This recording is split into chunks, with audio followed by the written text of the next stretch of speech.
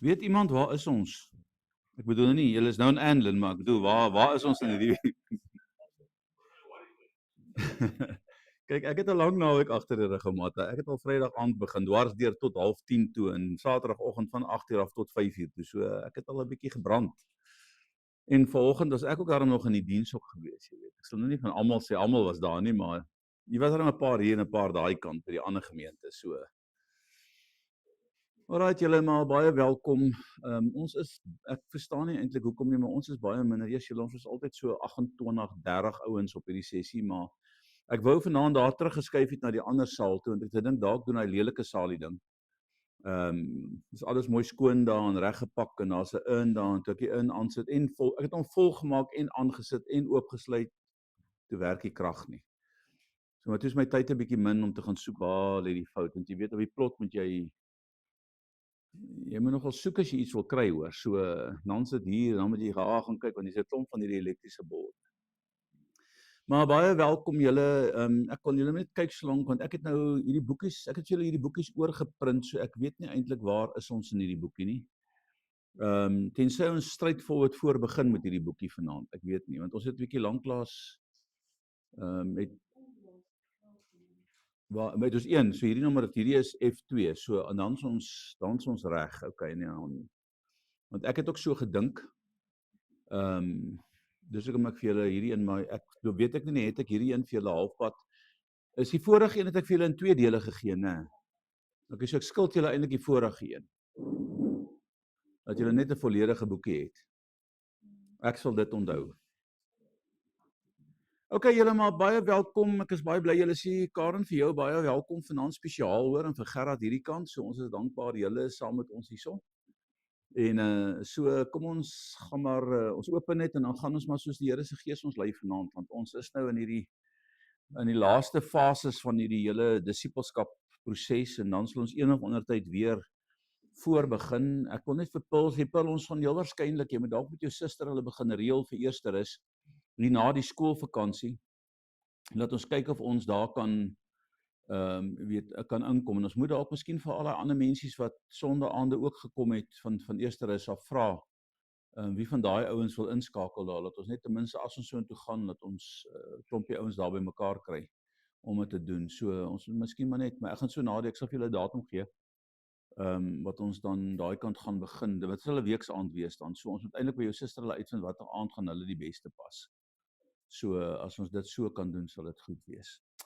Alraai julle, kom ons bid net saam. Vader, baie dankie dat U ons God in die hemel is en dat U ons koning en ons Vader en ons verlosser is. En Here, ek eer U want daar is niemand anders soos U nie en ons dank U vir U goedheid, Here. Ons dank U vir U woord.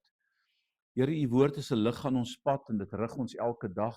Dit is 'n lamp, Here, wat ons voor ons hou, sodat ons kan sien, Here, waarheen ons moet gaan en wat U wil hê ons moet doen, want daar waar die lig van God is, kan geen duisternis staan nie. En Here, wat belangrik is in ons in elkeen van ons se lewe is dat ons harte moet vul met U woord, want wanneer ons, Hemelse Vader, in hierdie konflik van hierdie wêreld kom, in die konflik van die lewe is, dan moet ons kan verstaan en kan weet, Here, hoe om daardie oorlog te voer. Here, U het klaar die duiwel oorwin. En al wat ons moet doen, sê die boek van Jakobus, is om hom te weerstaan. En die enigste manier hoe ons hom kan weerstaan, is die voorbeeld wat U vir ons daar gestel het. Daar in U versoeking, Here, toe U hom weerstaan het deur die krag van U woord. Want daarom sê U woord is die swaard van die Gees. Help ons om die skild van geloof voor ons te hou, Here, dat ons onsself kan toerus. En ons bid dat U Gees ons sal toerus, Here, om in hierdie lewe die situasies te kan hanteer wat ons pad langs kom, omdat ons weet wat die Here vir ons sê. Want Here, vanmôre het ons gehoor, by God maak dit nie saak of ons baie of ons min is nie. Wat saak maak vanmôre is, Here, is dat ons bereid is om uit te trek. En ek wil bid dat U ons die krag en die sterkte en die genade sal gee, ook vanaand in Jesus se naam. Berg my onder die bloed en spreek U, Here, deur die woorde wat van krag, deur lippe wat hakkel, en ons wil bid dat U net, Here, self U koninkryk sal laat kom in ons lewens, en ek vra dit alles in die naam wat ons liefhet, Jesus Christus, en ons eer U daarvoor. Amen. Alraait, julle maar baie dankie vir julle getrouheid en dat julle selfs hier in die winter. Ons het nogal verlede week, ons het nogal 'n redelike klompie ouens en ons het baie lekker vuur gemaak. Daar toe julle instap, toe ruik julle hierdie plek, ruik so 'n bietjie strooiserig. maar daai kaggel het ons nie geweet werk die ding of werk die ding nie. Ek het hom nooit getoets vandat ek hierdie grond gekoop het nie, en toe dog ek nou laasweek, toe is dit super koud en ons het dis Vadersdag en ek is nie lus om, my vrou is nie lus om koud te kry, hier's 'n klomp mense, hier seker 30, 35 mense hier by ons, 'n klomp paas wat hier besluit het hulle kom hiernatoe. So toe sê ek, okay, maar kom ons maak daar in daai kaggel vuur, maar ek het nou nie geweet daai swart planke wat daar is geverf, nie geverf nie. So julle sien daai swart daaronder, dis nie ek wat so gehuil het nie, dis daai planke wat so gehuil het van die vuur, hoor. So en 'n mens kry dit nie af nie, so ons moet 'n ander plan daar maak, maar Morney, hy is gelukkig die argitek hier rond, so hy weet wat aangaan. En hy het nou eendag gesê, maak dit net so en jy maak dit so en jy maak dit so en dan sit dit, maar nou weet ek hy's ook baie besig, so hy maak so en maak so, ons nou maar wag. Maar ons het laasweek ook hier gesit en toe was dit lekker warm met die vuur wat hier gebrand het, né? So miskien as julle nou regtig mooi vra, maar jy gaan dit vanaand al moet doen, laat Morney net daai prentjie teken, anders moet ons net straightforward sommer iets teen daai planke sit. Maar dit net nie brand nie, jy weet, so ons sal maar kyk wat ons gaan doen daaraan. Alraait julle, maar ons gaan voort dan. Ons is vanaand by die laaste faset eintlik, nie die laaste lesing nie, die laaste faset van Herbou sy huis.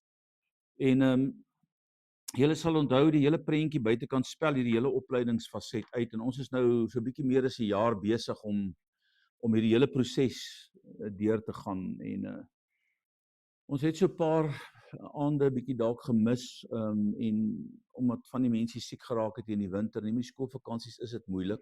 Ag, met die eksamens. Maar ons is daarom nou 'n bietjie in skoolvakansies, so ons is deur dit.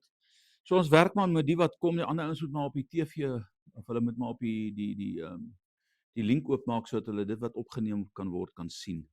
Alraait julle, ons is dan by F2, dis maar net hierdie boekie se nommer.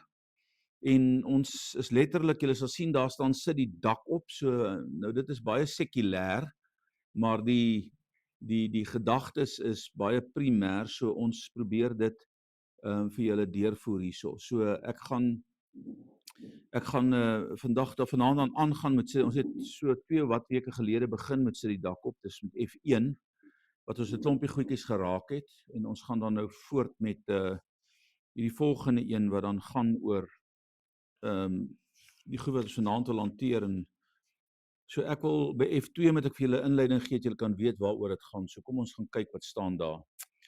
Okay, so in die vorige lesing en hier's 'n aansluitingspunt vir julle wat julle kan gebruik om te onthou. Weet baie keer onthou ons so 'n bietjie moeilik.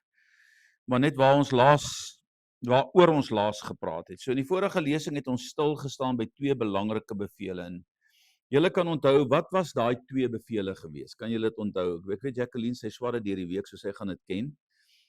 Wat kan julle onthou, wat is daai? Dit staan daar geskryf, jy moet nie al lees nie, want dit help dan krip jy, né? So, die eerste een is, julle gaan maak disippels. So, jou hoofopdrag van jou hele lewe is, gaan maak disippels. So, ek dink, niemand van ons is vrygestel van dit, en ons het baie tyd op dit spandeer, en die krag van die Heilige Gees het juis gekom vir my en vir jou, om vrymoedigheid te hê om met enige mens te deel.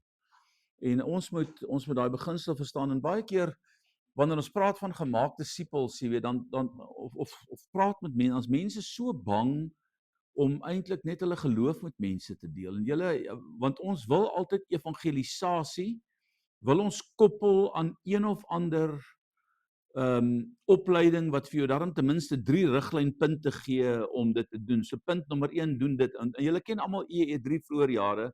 Daar's 'n klomp, hulle leer jou hele raamwerk en daai goed het daai jare baie goed gewerk. Jy klop aan 'n deur en dan jy 2 vrae wat jy vra. Nou ek vir my is dit belangrik om vir julle te sê vanaand dat ons red mense deur 'n verhouding. So jy bring mense in deur 'n verhouding.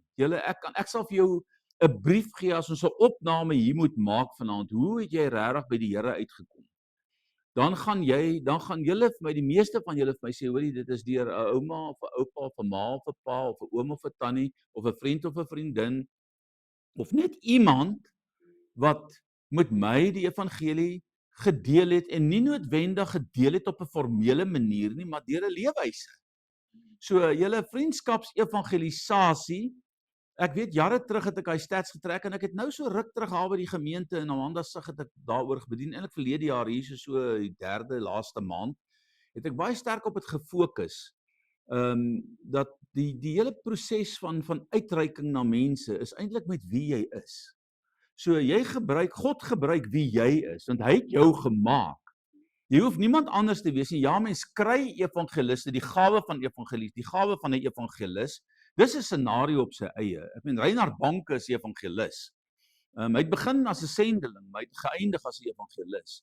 So daar is mense wat baie sterker evangelisties is en ons het juis by hierdie F1, by sit die dak op sy eerste goed, het ons julle getoets en gekyk, maar wat is jou motiveringsgawe? En julle onthou dis die vyfvoudige bediening.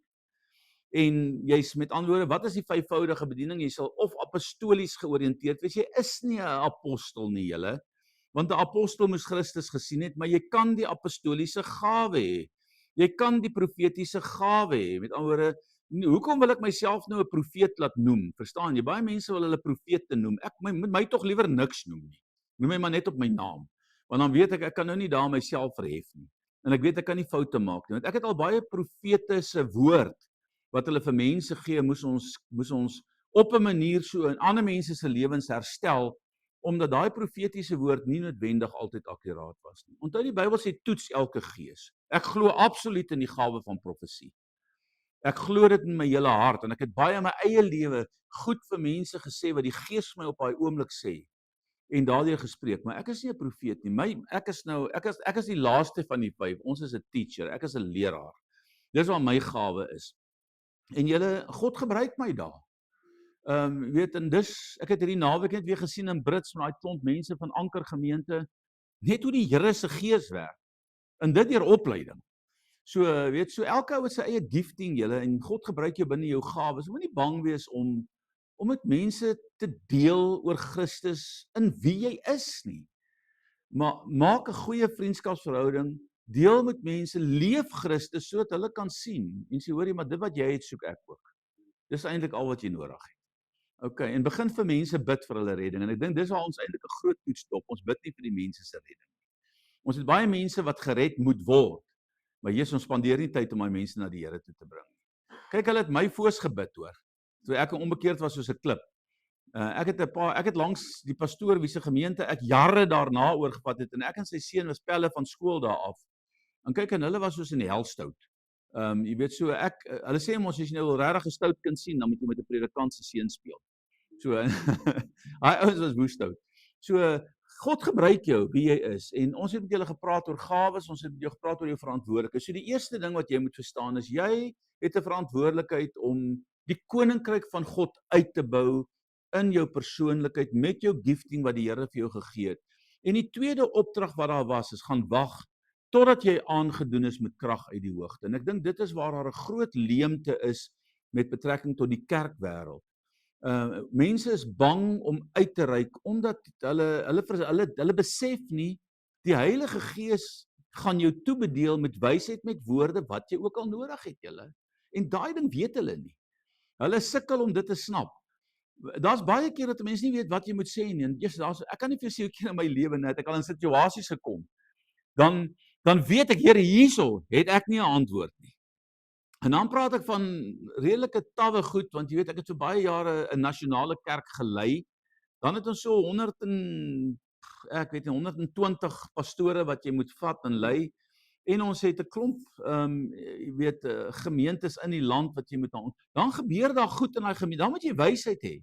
Ja, dan sit ek in daai vergadering en sê ek, Here, ek het nie 'n antwoord nie, maar dan bid ek daai skrif.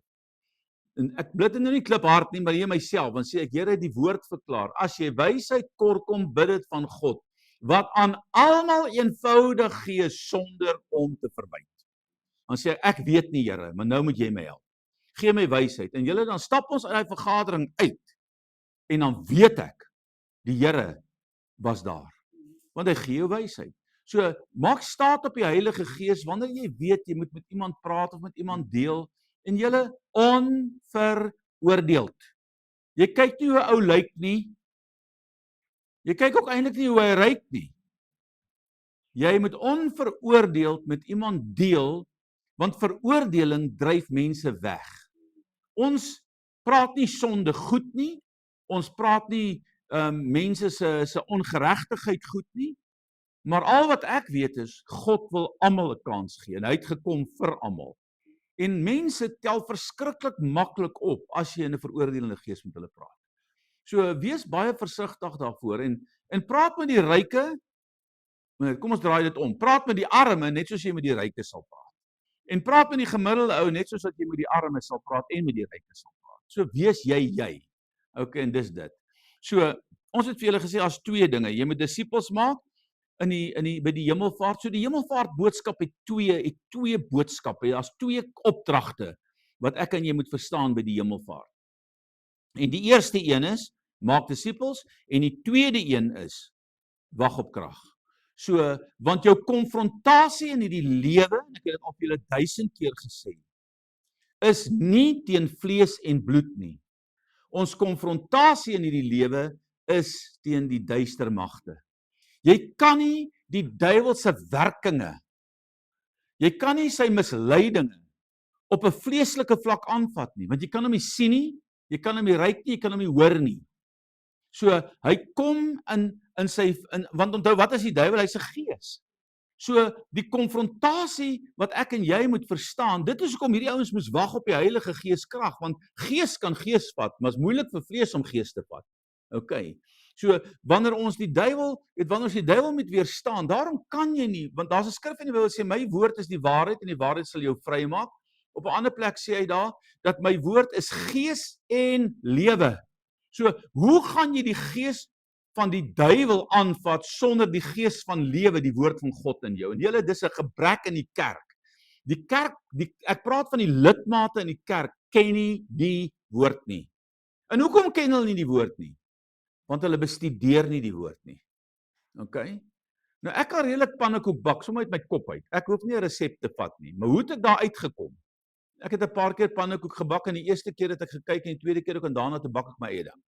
Okay, so met ander woorde, dis maar die Bybel het sekere resepte in. Die Bybel het sekere kondisies in. Die Bybel het sekere voorskrifte in. Hoe meer ek dit lees, hoe meer begin hy goed in my gees begin gel. En naderhand dan is as jy goed gebeur, dan herroep die Here daai skrifte deur die Heilige Gees in jou om jou vorentoe te vat. So met hierdie bevele sluit Jesus sy aardse bediening af en dit moet jy verstaan. So dit is so belangrik vir die Here Jesus dat hy sy aardse bediening afsluit met hierdie twee dinge. Jy het 'n verantwoordelikheid om ander mense by God uit te bring of om die koninkryk uit te bou en jy het die Heilige Gees nodig om dit te kan doen. Nou gaan hy hemel toe, okay? En nou is ons nog in daai era waar Jesus hemel toe is en wat wag ons nou voor? Vir die wederkoms. Nou daar's 9 verskillende sieninge oor die wederkoms en ek het nou net vanmôre gehoor met 'n Amerikaanse oomie wat hy was. Jy weet hy het 'n spesifieke siening wat hy dryf en dis dit, weet, en hy het vanoggend daaroor gepraat. En dis fyn, dis heeltemal okay. Ek het nie 'n probleem daarmee nie. Dit is sy siening rondom sekere goed. Ek kan hom 'n paar vrae vra wat ek nie weet of my gaan antwoord nie, maar ek worry nie daaroor nie, verstaan jy? Maar hy het 'n wonderlike, hy kan goed so praat oor Suid-Afrika. Hy het 'n boek geskryf oor al die profeseë wat sê Suid-Afrika gaan die brandpunt van herlewing wees in hierdie land. En dit was vir my, hy het nie geweet wat ons hier doen nie. En dit was vir my fenomenaal. En ek meen, hy het nie hier gekom met 'n op uitnodiging nie. Hy het saam met mense gekom en ek het het gevoel die Here sê gee hom 'n kans. Ja, hy het 'n bietjie langer gepreek as Marius daarna. Ek moes daaraan opstaan om te sê, hoor hierso. Ek was nog 'n bietjie half awkward want hy maar hy het hom nie veel al laat afsit vanaf nie, want hy het nog steeds net aangegaan. So, maar dit het hom daarom so 'n bietjie gebreek. Maar mens moet maar partykeer die hele op beskerm want jy sien ek hoor die hele raak nou 'n bietjie moeg hoor. En my vrou hier langs my sê jy beter nou iets doen. Want hierdie oom gaan nou die hele oggend preek. So maar nou ja, so ons het 'n goeie oggend gehad so saam met hom. Alright, so wat betekenisvol is die feit dat Jesus sy aardse roeping begin. En dit moet jy nou hoor nou mooi. So Jesus begin sy aardse roeping met die roeping van eenvoudige vissermanne. Christus kom nie en hy vat die elite nie. Hy vat die vissermanne. En julle daar's 'n prinsipel rondom dit. Jy weet alle kinders van ek kan nou nie, ek dink dit was van 6 jaar of miskien 5 jaar tot en met of van 8 jaar tot en met ek dink dit was 8 jaar tot en met 12 jaar was onder 'n rabbi gesit om hulle die Torah te leer, die 5 boeke van Moses. En dan daai rabbi het hierdie kinders geskool en dan het hy in hierdie 4 jaar wat hy met hierdie kinders werk, hy het hulle geleer skryf en het al daai goed gedoen wat hulle nodig gehad het. En dan na 4 jaar kon daai kinders teruggaan om hulle vader se ambagte te gaan doen of wat hulle ook al geroepe voel om te doen. Maar dan is daar binne daai kinders wie hy oplei, dis 'n skool gewees, dis hoekom Paulus verwys ook na die skool van Gamaliel. So dan is dit so dat daai kinders hulle is nou 12 en nou het hierdie rabbi gesien, hoorie sommer, onder hierdie kinders is daar 2 of 3 briljante kinders wat baie verder kan gaan as net om nou 'n ambag te gaan. Hulle kan vir God iets beteken op 'n hoër vlak, verstaan jy? En dan kom en dan los hy daai groep kinders en hy stuur hulle terug. Maar dan kan daai briljante kinders, of kom ons sê die meer briljante kinders, kan na hom toe kom en vir hom sê, Rabbi, kan ons jou volg? So dit was 'n uitgesoekte klompie ouens wat gevra het, kan ons jou volg? So met ander woorde, dan sê die rabbi vir hulle, kom agter my aan. En dit beteken letterlik, hierdie Vandaan, wat sê ou Vandaan is die ou se van, wat sê naam in elk geval, maar hy het 'n hele reeks gedoen op In the Dust of the Rabbi. Dit is baie insiggewend. Daai student moet so naby Christus geloop het, dat letterlik die plakkies van sy stof op hom spat. Sodat hulle kon leer, alles wat daai ou doen. Maar hier draai Jesus die prentjie om. En wie vat hy? Die wat uitgeval het. Hy vat almal wat uitgeval het. Wat niemand dink, hulle kan iets doen nie. En hulle kom nie na hom toe en sê, kan ons u volg nie. Hy gaan na hulle toe en hy sê, oppiso, follow behind, walk back, loop in my voetstappe. Kan julle sien hoe draai dit om in hierdie wêreldse stelsel? Hy vat die wat niks in die wêreld se oë eintlik min is. En hy sê van julle gaan ek 'n visser van mense maak. So die begin van Jesus se evangelie begin uitdruklik met die boodskap van disipelmaking. En hy vat ouens wat niks geweet het daarvan af nie. En hy sê, ek gaan julle gebruik. Nou jy mag nou vanaand hier sit en dink, maar ek weet ook niks daarvan af nie.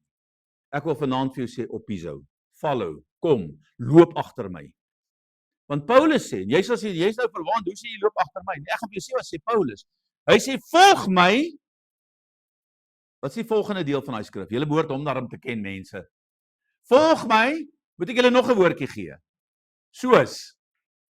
Kom aan. Nee, ek dink ons moet 'n jaar teruggaan. Volg my soos ek Christus volg. So wat sê Paulus daar? Hier's 'n ry. Christus voor, ek agter Christus en jy agter my. Nou het ek vir jou 'n verrassing. Jy's altyd agter iemand wie jy volg. Maar jy kan maak wat jy wil. Daar's altyd iemand agter jou wat jou volg. En dis die prinsipel daar. So of jy nou 'n introvert of 'n ekstrovert, 'n geleerde of 'n ongeleerde of wie jy ook al is. Daar's mense wat agter jou loop, wie jy kan lei in die rigting van wat God in hulle lewens wil doen. En al wat hy vir jou vra is gewilligheid. God soek nie bekwaamheid nie, hy soek net gewilligheid. Hy soek net iemand wat sê ek sal. Op 'n plek aan Jesaja vra hy, wie sal ek stuur? En almal is stil. Dan antwoord Jesaja, Here, stuur my. Ek is bereid om te gaan. En dis een van ons probleme, is ons bereidwilligheid om iets te doen met betrekking tot siele, julle. Ons kan baie werke doen vir God. Ons kan boekies help bind, ons kan die vloere help vir ons kan die badkamer skoonmaak, ons kan die hek oopmaak en toemaak. Maar ons hoofprioriteit is nie net dit nie. Ons hoofprioriteit is mense om die koninkryk uit te bou met jou gawes wat jy daar doen, maar ook met jou persoonlike verhoudingslewe met ander mense. Okay, so in Markus 1 vers 17 kom Jesus en hy sê, en Jesus sê vir hulle, kom agter my aan. Wat is die volgende deel van hy sin? En jy sal maak dat jy 'n visser van mense word. Kom agter my aan en ek sal maak dat jy 'n visser van mense word. So wie gaan die visser van mense maak? God gaan dit doen. Maar wat is die voorwaarde? Volg my. Daai woord kom agter my aan is in Grieks oppiso. Dit beteken letterlik om in sy voetspore te loop. Daar het ek nou vir julle gesê het, weet, om so naby Christus te loop, dat jy sy stof op jou klere kan kry.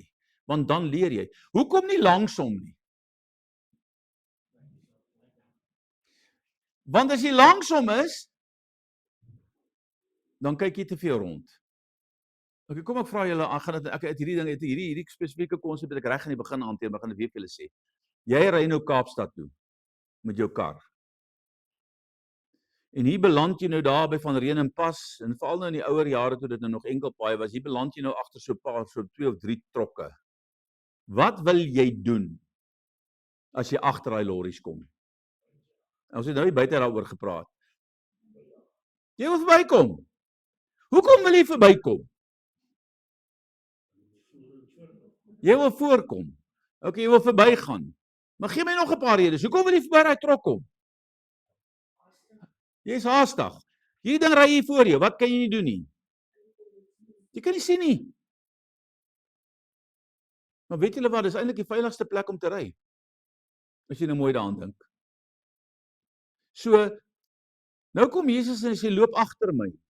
Wat wil ek en jy heeltyd doen? Ons wil by hom verbygaan. Want ons wil doen wat ons wil doen en nie wat hy wil doen nie, okay? As hy stadig loop, loop jy stadig. As hy vinnig loop, loop jy vinnig. Nou sê hy, volg my, kom agter my. Nou sê ek, nee Here, dis tyd dat ek bietjie verbygaan nie. Maar weet jy hoekom wil jy eintlik by daai trok verbygaan? Kom, ek gaan julle nou eintlik die regte antwoord gee. Nie jou sig nie, nie omdat jy stadig is nie omdat jy haastig is nie. Ja, al daai goed is byfaktore, maar omdat jy buite beheer voel. Want as jy agter daai trok ry, voel jy buite beheer, want jy kan nie rondom jou sien, jy weet nie wat daar aangaan nie. Want die oomblik as jy verby hom gaan, dan voel jy, ek voel sommer so vry. Ja, maar nou kan jy voor jou sien, jy kan die kante sien, jy kan die pad sien, jy kan die pad sien. Nou sê Jesus, loop agter my, wat 'n pad? Jy gaan net sien waar hy loop. Okay, hoor julle wat ek vir julle sê? So ons het 'n geneigtheid om by God te wil verbygaan. Daarom sê die Here, kom agter my aan. Loop in my voetspore. Want waar hy trap, moet ek en jy trap. En waar hy loop, moet ons loop. En net soos hy geloop het, moet ons loop. So dit is die voorwaarde wat hy ons inroep vandag. So kom agter my aan en ek sal maak. As jy dit gaan doen, sê, hier's 'n belofte julle. Nou kom ek draai die belofte om. Wie van julle sal graag eendag om wil draai en sê, hoorie, ek het 'n disipel vir die Here gemaak. Julle, hierdie goed ek hier moet julle doen. Hierdie goed staan alles in 'n boek. As jy net iemand vat en jy begin het. Ou pastoor Amanda sê nou gesê, ek gaan nou hierdie reeks by al by die senior burgers aanbied. Al by ons by die kerk. Daar's 'n redelike klompie van hulle, daar's so 20 of 30 van hulle. Dan hulle daar in die groep. Nie bekommer nie, hierdie ding is 'n bietjie mal, hy skree so af en toe. So is nie 'n demonie hoor, is net een of ander alarmstorie. So hoor nou mooi. Amanda sê nee, ek gaan hierdie ding aanbied. Ek sê nee, ek is bly. Sê ek begin vir haar boekies druk. Na die eerste sessie ek sê hoe het dit gegaan? Sê dit was super cool. Dit was nou baie lekker. Hoekom? Want die oomblik as jy die goed bedien julle, dan lei die Heilige Gees jou. So nou sê ouens, ja, lees die goed hier, berei jou voor, maak vir jou aantekeninge, kry jou boekie lekker volledig, so werk aan die ding. Ek het gister, Vrydag het ek 'n lesing aangebied wat ek 16 jaar laas aangebied het. Ek het 'n helingsseminaar aangebied vir die hele naweek vir gebroke mense. Wat ek het dit 16 jaar laas gedoen. En op 'n stadium in die week, toe vat ek daai boek en ek blaai net so deur die ding en ek skeer bladsye uit en ek sit aan 'n bladsy in wat ek nou net voel, hoor jy, dit gaan vir my beter werk hierso. En hier sit ek vir daai klomp mense en ek dink, okay, nou moet ek begin. Waar begin ek? Begin met nommer 1, sinnetjie nommer 1. En al wat ek doen is die hele naweek, ek los net die Here, laat hy maar net doen wat hy wil doen. Want die Here gaan jou lei. En al wat ek doen is ek hou die horlosie dop. Want ek moet binne daarin die bestek van die tyd, ek moet deur hierdie proses kom in die tyd wat ek het, anders gaan ek ons nie suksesvol wees nie. So, en ons het. So, moenie, begin met iemand, vat een persoon en loop met hom die pad. En as jy dit gaan doen, gaan jy sien, die Here gaan saam met jou wees. So, ek en jy moet vandag verstaan, Jesus' aardse roeping sluit hy af met die proses van disipelmaking. Met hierdie woorde vat Jesus die verantwoordelikheid op om elke persoon in sy kerk 'n sieleoes te gee. Jy kan 'n sieleoes hê. En dis waarvoor jy beloon gaan word. So, jy moet siele by die Here uitbring, en dit kan sekondêr ook wees, met ander woorde, jy lei een persoon by die Here, of jy bring een persoon na die Here toe, en daai persoon bring 20 ouens na die Here toe, jy het 'n aandeel in daai 20. God is mos nie ontrou nie, okay? Hy maak hierdie belofte aan Petrus en die ander apostels met die oog op die uitstorting van die Heilige Gees en sy finale opdrag aan hulle om die wêreld te gaan bereik of in die wêreld in te gaan en volgelinge vir Christus te maak. En dis al wat ek moet doen. Ek moet net 'n volgeling van Christus wees wat ander volgelinge vir Christus maak. Die eerste oes kom in, en hier's 'n bietjie nou 'n tegniese goed wat ek met julle wil deel. Hierdie belofte word letterlik vervul. So nou sê die Here vir hulle in die begin, ek sal maak dat julle visser van mense word. Hoe lank tyd verloop tussen die tussen die geboorte van Christus en die hemelvaart? Wat is daai tyd daar? Is 33 en 'n half jaar. Wat is die tyd vandat Jesus hulle geroep het om hom te volg tot die hemelvaart? Hoe lank was dit? 3 jaar, 3 en 'n half jaar. Okay. So met ander woorde, Jesus se bedieningstyd op aarde was in effek 3 en 'n half jaar. Julle, dis 36 maande, dis minder as wat jy 'n kar afbetaal. Dit is die tyd wat hy nodig gehad het om sy koninkryk op aarde te vestig. Julle is by my daar. So, hoor nou mooi, wat sê hy vir ons hierso? So, hy vervul hierdie belofte. Daai belofte wat hy onthou, sy eerste, die heel eerste ding nadat hy gedoop is, nadat die Heilige Gees op hom kom sit het, nadat hy in die woestyn ingestuur is, nadat hy die duiwel in die woestyn oorwin het, kom hy terug vol van die Heilige Gees, en dan begin hy met sy calling. En die eerste ding wat hy doen is, en toe hy langs die see van Galilea wandel, het hy 2 gesien, Simon Petrus of Simon, die seun van Jona, en sy broer Andreas, wat besig was om die nette skoon te maak, of wat ook al die ding daar was. En dan kom hy by hulle, en wat sê hy vir hulle? Kom agter my aan. Nou julle moet nou mooi verstaan, hy kom nie net uit die bloute uit daar by die boot, en hy sê vir hulle, kom agter my aan, hulle het hom nog nooit in hulle lewe gesien nie. Jy moet die orde van hierdie verhaal daarom so 'n bietjie agter mekaar kry, né? Daar het 'n paar goed gebeur voor daai calling in hulle lewens. So hy kom nie net daar, hier staan 2 ouens by die visserboot, en hy weet dit is sy eerste 2 disippels, en hy roep hulle, en hulle los alles. Wie gaan alles los en iemand volg? Hulle het iets gesien. Hulle het die groot visvangs gesien. Voor dit. Hy het in die water gejump. En gesê, gaan weg van my. So hulle daai bote, Jesus kom en hulle, hy het aan hulle, hy het sy godheid, sy grootheid en sy heerlikheid het hy aan hulle verklaar, voordat hy by daai roeping kom, maar dit was 'n baie bestek van 'n baie kort tyd daai.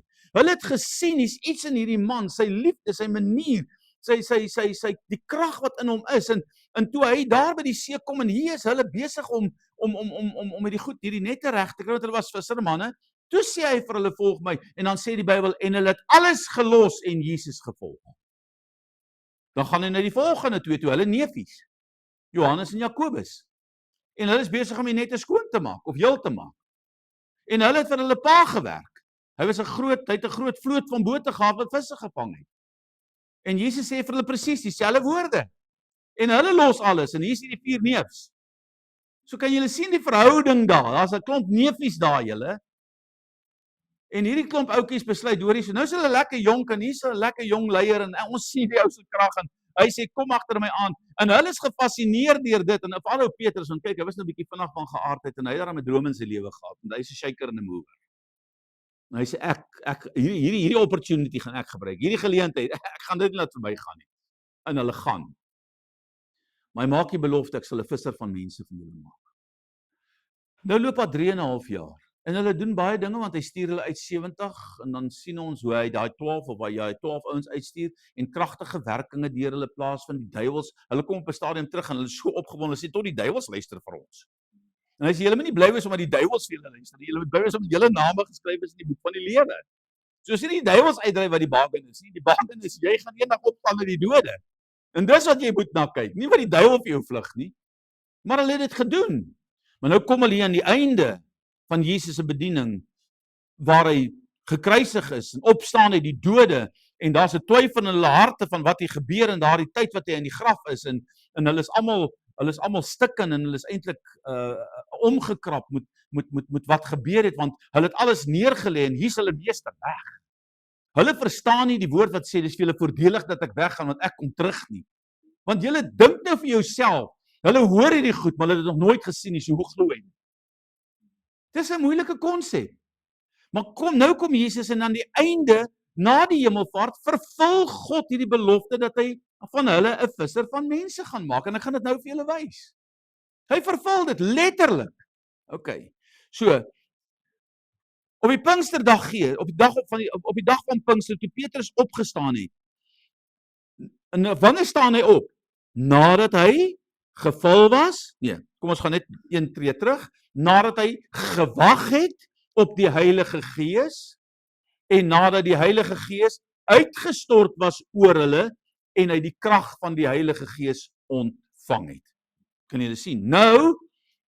Nou's daai Simon 'n ander Petrus. Julle het al gelees daar in die Bybel, Jesus sê vir hom partykeer Petrus, ander keer sê vir hom Simon, ander keer sê vir hom Simon Petrus. Nou ek het nou my eie teorie daaroor en jy hoef dit nou nie op WhatsApp te sit nie, maar dit is wat ek dink. As die Here hom Simon genoem het, het hy so 'n bietjie in die vlees opgetree. OK. En as die Here hom Petrus genoem het, dan het hy nou regtig 'n geestelike deurbraak gehad. En as die Here vir hom sê Simon Petrus, dan was hy klein gelowig. Met ander woorde, hy's tussen die vlees en die gees, hy het nog nie gekies nie, né?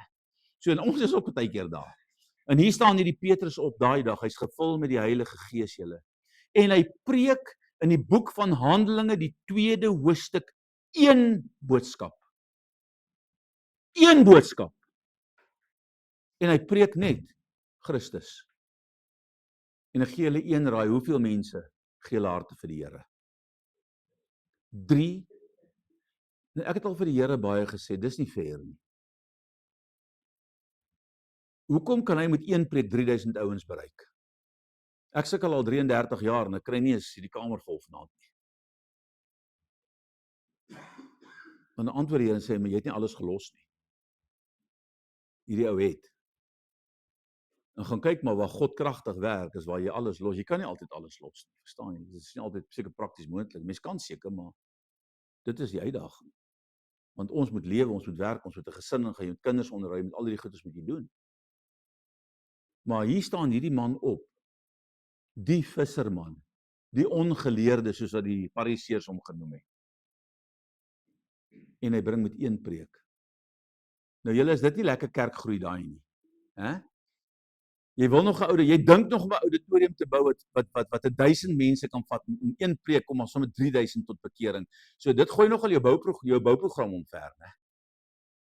So 3000 mense julle. Dis 3 hoërskole.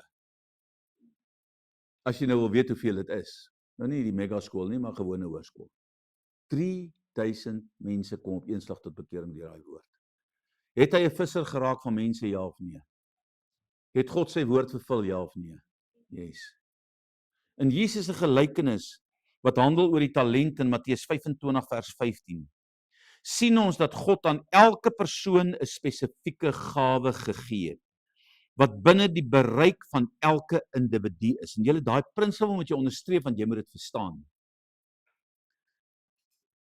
Moet nooit probeer wees wat iemand anders is nie. Jy kan nie. Want God het jou gemaak. Hy het jou toebedeel met die talente wat hy weet, jy behoort mee te kan werk. OK. So in hierdie verhaal kry ons die verhaal van, of in hierdie gelykenis kry ons die verhaal van die talente.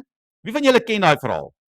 Aan die een het hy 5 talente gegee. Ken julle daai verhaal? OK. Hy het 5 talente aan hulle gegee, wat binne die bereik van elke individu is. Hy gee aan die een 5 talente, en aan die ander een 2 talente, en aan die ander een net 1. So hoeveel talente ontvang die eerste ou? 5 talente. Nou moet julle verstaan, hierdie talente, as ons vandag van talente praat, dan dink ons aan giftings, ons praat van gawe, né? Maar hierdie talent, wat hy hiervan praat, is rand en sent, is geld. OK? Maar die gelykenis se betekenis is wat God aan jou gegee het, jou geskenk. So met ander woorde, dit kan 'n talent wees, dit kan geld wees, dit kan wat ook al wees, wat die Here aan jou toevertrou het.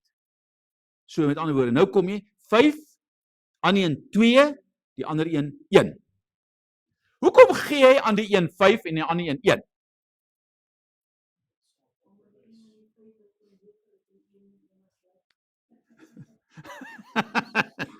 Ja.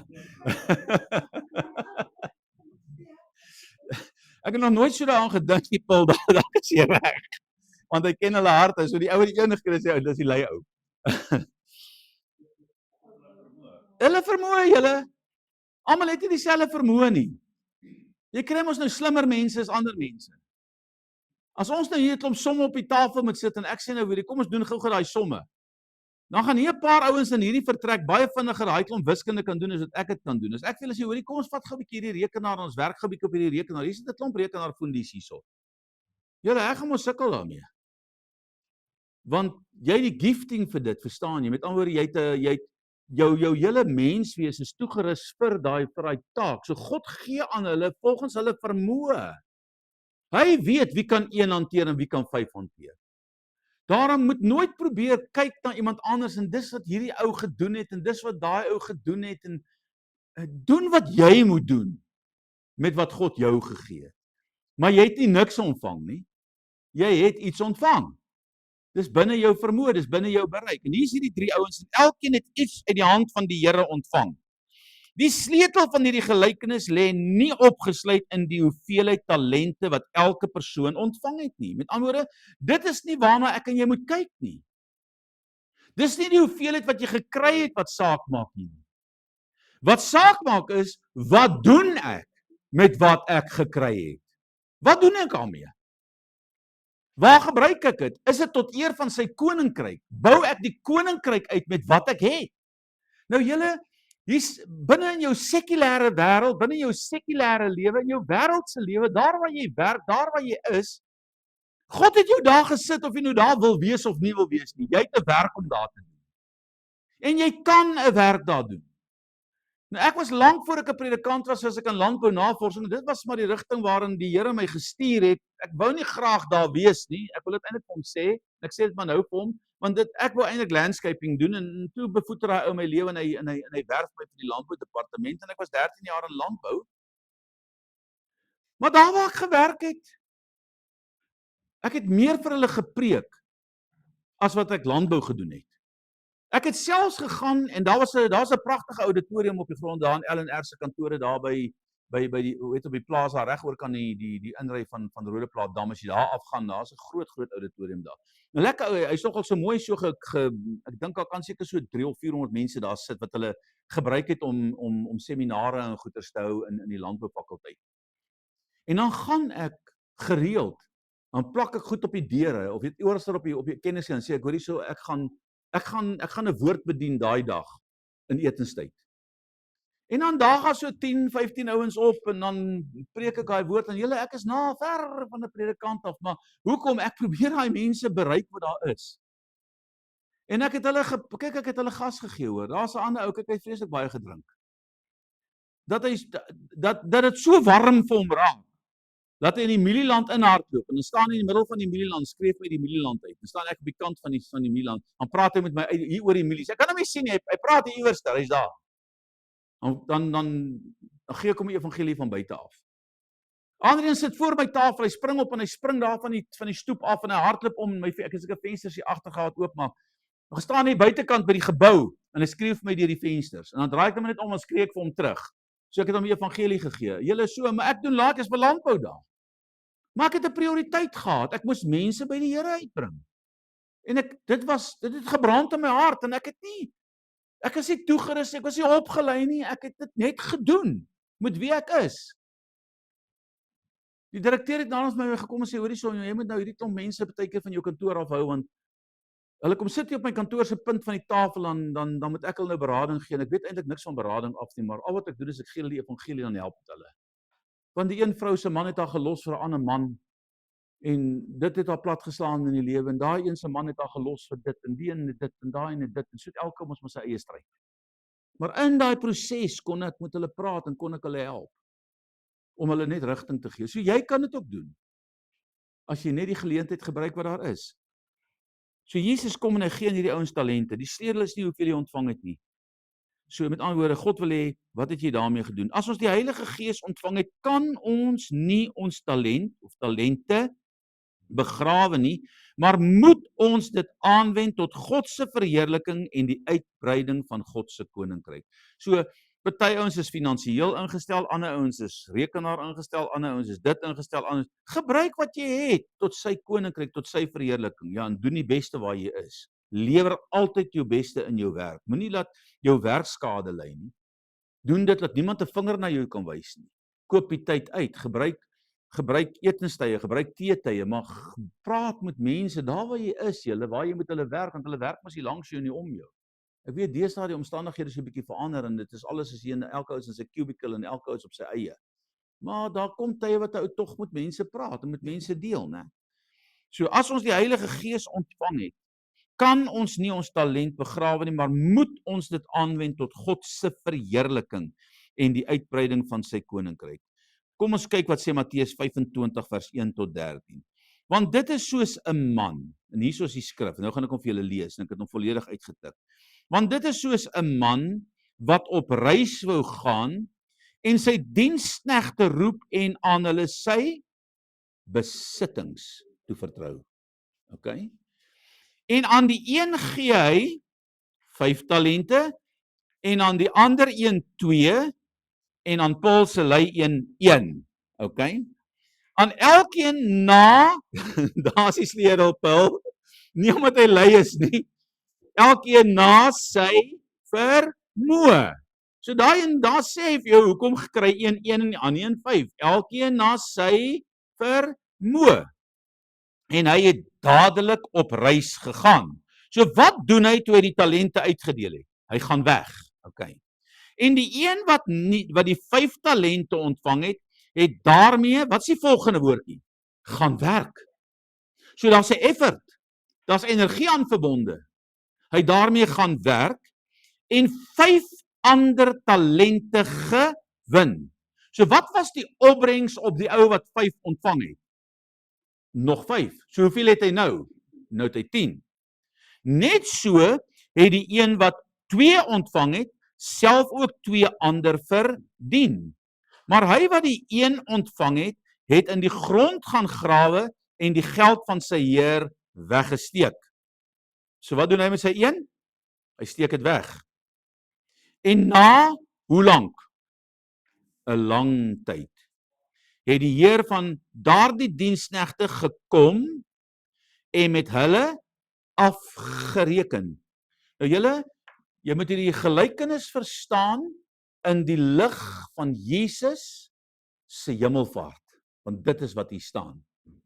So kan jy sien, hierdie Heer waarna verwys na Christus, waar hy sy gawes en sy talente, want as 'n skrif wat sê toe hy opgevaar het hy gevangenes gevange geneem en talente, gawes aan hulle gegee. Julle is by dit, né? Okay, so met ander woorde, hierdie hele ding gaan eintlik oor Christus se hemelvaart en nou is hy vir 'n lang tyd weg. En hy is nou al 2000 jaar weg. Maar wat gaan gebeur na een of ander tyd? Of ons dit nou wil glo of nie? Hy kom terug. En wat kom hy doen? Afreken. Wat gaan hy soek? Hy gaan dit wat hy aan jou toevertrou het. Kyk, wat het jy daarmee gemaak? Want ek weet nie of julle weet nie, dat almal van ons sal beloon word in die hemel. Daar gaan 'n 1000-jarige vrederyk kom, waar Christus die 1000 jaar gaan inhaal, wat die eerste 1000 jaar wat verlore gegaan het, weens die verval van die mens, waar Christus self oor die duiwel gaan regeer. Hy het hom klaar oorwin, hy het klaar hom geregeer, maar gaan 'n 1000 jaar kom wat hy hom gaan bind. En daai 1000 jaar gaan vir my, want ek het baie in my lewe gewonder, Here, ek wonder hoe sou dit gelyk het as Adam en Eva nie geval het nie. Hoe sou ekonomie gewerk het? Het julle nie al aan gedink nie? Wat sou gebeur het as hulle nie geval het nie? Hoe sou die lewe uitgedraai het? Hoe sou die verloop van die wêreld gegaan het? Ons weet nie. Maar 1000 jaar gaan jy weet. Want hoekom? Want die duiwel het binne die eerste 5 hoofstukke van die Bybel, Genesis 1, van 4 hoofstukke, eintlik eerste 3, na hoofstuk Genesis 3, want dit is waar die Here hom uitsort, tussen 3 en hoofstuk 5, 2 hoofstukke, voeter die duiwel die hele aarde op. Nou wonder ek eintlik nou so met die regering van ons dat die aarde in 30 jaar opgevoeter het hier by ons, weet, is hulle nie nou dalk, is dit nie dalk een van hulle redes daai nie? Okay? Hulle voeter die hy alles. Hoekom sê ek so? Want daar in Genesis 5 kom die Here en hy kyk na die mense en hy sê, hoor, hierdie mense is korrup. En God het berou gehad dat hy hierdie mens gemaak het en dan kom die Here en sê, ek gaan die mense van die aarde wegvee. En dan wil hy net Noag hoor. Een man van geregtigheid. En omdat God nie onregverdig is nie, kies hy daai man. Hoekom? Want onthou, God het van die begin af gesê, laat die mens heers oor die werke van my hande. En hy kan nie teen sy eie woord teruggaan. Ja, moet altyd iemand wees wat sy woord kan vorentoe vat, want God kan nie lieg nie. En hier vat hy ou Noag. En hy bou daai ark. En julle ken die verhaal daarmee. So daar gaan 'n dag kom wat die Here gaan terugkom om dit wat verlore geraak het in daai eerste 1000 jaar deur die sondeval en alles wat daarna gebeur het, om dit te kom herstel sodat ons die volheid van hierdie 6 jaar kan hê waarin ons is vir die 6000 jaar waar ons kan hê, want een dag is soos 1000 jaar en 1000 jaar soos een dag in die oë van die Here. So Christus gaan dit kom herstel. Maar in daardie tyd sê die Bybel, gaan hy die wat in hom presteer het, hy gaan almal wat op gaan staan uit die dode uit, almal wat hom aangeneem het, gaan opstaan uit die dode uit. En dan gaan hy belonings gee vir elke persoon na aanleiding van wat? Nie omdat jy mooi is nie. Ek wil dan gaan net die vrouens iets kry, die mans gaan niks kry nie. Maar omdat jy gewerk het met wat hy vir jou gegee het. Julle, ons verstaan nie hierdie goed nie, want as ek maar net die hemel, iemand sê eendag maar ek wil net die hemel maak. Ja, dit is verseker so, ons wil net die hemel maak. Ek wil eintlik net opstaan uit die dode. Want ek kan opstaan uit die dode, het ek die hemel. Okay? Dis eintlik jou fokus. Maar dit help nie om te sê ek wil net opstaan uit die dode, ek wil net die hemel maak nie. Iemand sê eendag, ag, as ek net die hemel kan maak. Nee man. Maak die hemel. Maar wanneer jy in die hemel is, kry 'n paar badges, kry 'n paar sterretjies op jou skouer. Ek weet nie, kroon, hy sê eintlik daar gaan krone, jou kroon gaan beloon word. So party ouens se krone gaan skitter hoor. En die eerste kroon wat baie duidelik uitgelig word deur Paulus, hy noem dit die sielewennerskroon. So op jou kroon, hoe dit gaan werk, weet ons nie. Gaan die ouens nie jou kyk en sê, "Jesus, maar hierdie ou. Kyk, hy het mense na die Here toe gelei." Jy gaan dit sien. Want jou kroon gaan dit sê. Hy gaan sê, "Wat het jy gedoen?" So hierdie gift wat jy ontvang sal uiteindelik beloon word met wat gaan gebeur. Nou is Jesus weg. Hy het hierdie talente uitgedeel, hierdie gawes uitgedeel en nou vertoef hy om te kom, want daar gaan 'n dag kom wat hy gaan afreken en kom doen. Want kyk wat gebeur hierso. Net so die een wat 2 ontvang het en net so die een wat 1 ontvang het. En na 'n lang tyd het die Here van daardie diensknegte gekom om met hulle af te reken. En die een wat die 5 talente ontvang het, kom en bring wat saam? 5 ander talente. Maar kyk wat sê hy. En sê, meneer, 5 talente het u aan my toevertrou. Nie gegee nie, toevertrou. Wat beteken die woord toevertrou? Hy gee dit aan jou, maar hy se verantwoordelikheid aangekoppel. As jy net vir iemand iets gee, dan nie verantwoordelikheid nie. Maar toevertrou beteken jy gaan verantwoording doen vir wat jy gekry het. Dit is presies dit. So dit gaan oor rentmeesterskap. Jy word toevertrou met dit. Hy sê, u het aan my toevertrou. Hier het ek 5 ander talente daarby, kyk die woordjie, verdien. So ek het gewerk en dit ingebring, verdien. En sy Heer sê vir hom, wat is die reaksie van die Heer op hierdie ou wat gebruik het, wat hy ontvang het, wat 'n goeie rentmeester was? Mooi so, goeie en getroue dienskneg. Kyk die volgende deel. Oor weinig was jy getrou. So wat is die toets hierso? Getrouheid. Gee my 'n bietjie 'n definisie van getrouheid. Nou ek praat sommer in plain Afrikaans. Net 2 woorde. 2 woorde. Kom, Karla, gee hom vir my. 2 woorde. Sê weer? Betroubaar? Is dit 2 woorde of 1 woord? Okay, jy maak dit nog minder. Dit is baie kwaai daai. Gee my nog 2, gee my 2 woorde vir getrouheid.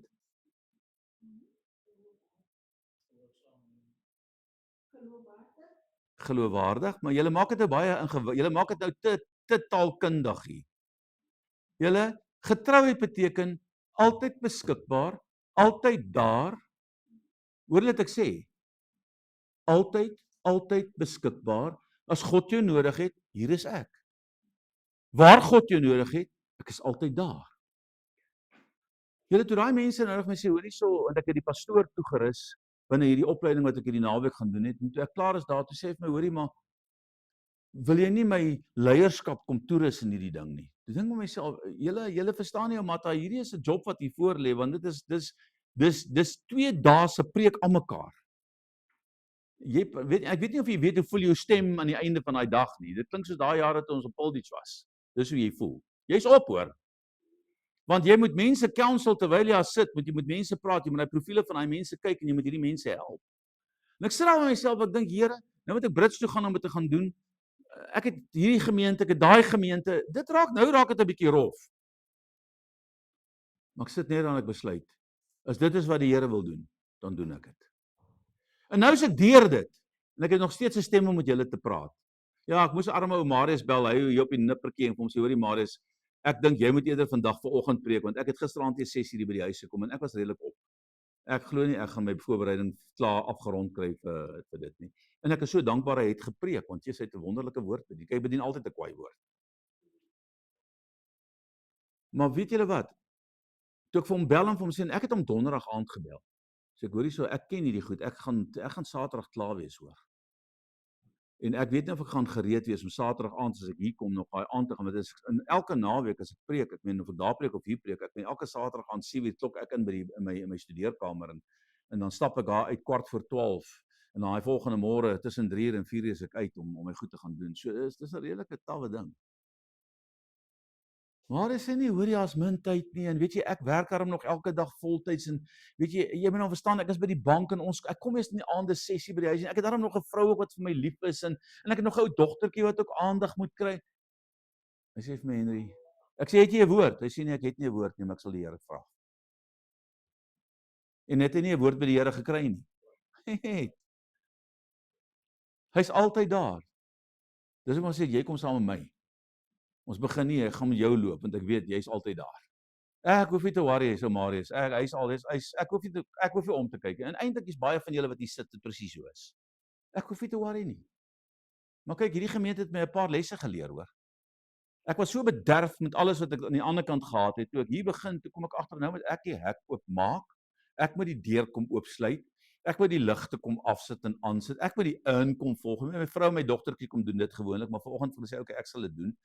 Ek het 'n klomp goed ek moet doen, en dan dink jy, maar dis nou nie ek nie. Jy moet iemand anders wees wat dit doen. Sê, okay, kry mense gered, kry mense in. En nie is mense wat dit doen nie, is mense wat elke aand as ek hier loop, vra hulle vir my, wat kan ons mee help? Dan kry ek hulle jammer, en sê ek moet nie worry nie, ek sal dit doen. Maar ek gaan dit nie nou mee doen nie, hoor. So, want anders bederf ek julle. So, hier kom hierdie ou en hy sê, ek het 5 ingebring. Mooi so, goeie wie van julle wil daai woorde hoor?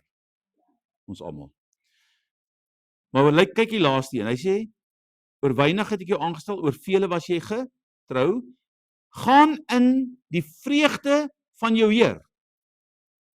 En die een wat die 2 talente ontvang het, kom ook en sê, meneer, 2 talente het jy aan my toevertrou, hier het ek 2 ander talente daarby verdien.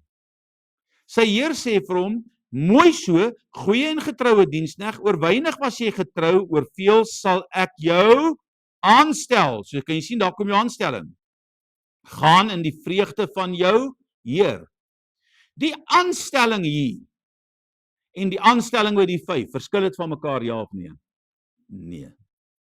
Hy gebruik nie 'n ander woord, ek gaan jou oor soveel aanstel of oor dit aanstel. Hy sê ek gaan jou aanstel.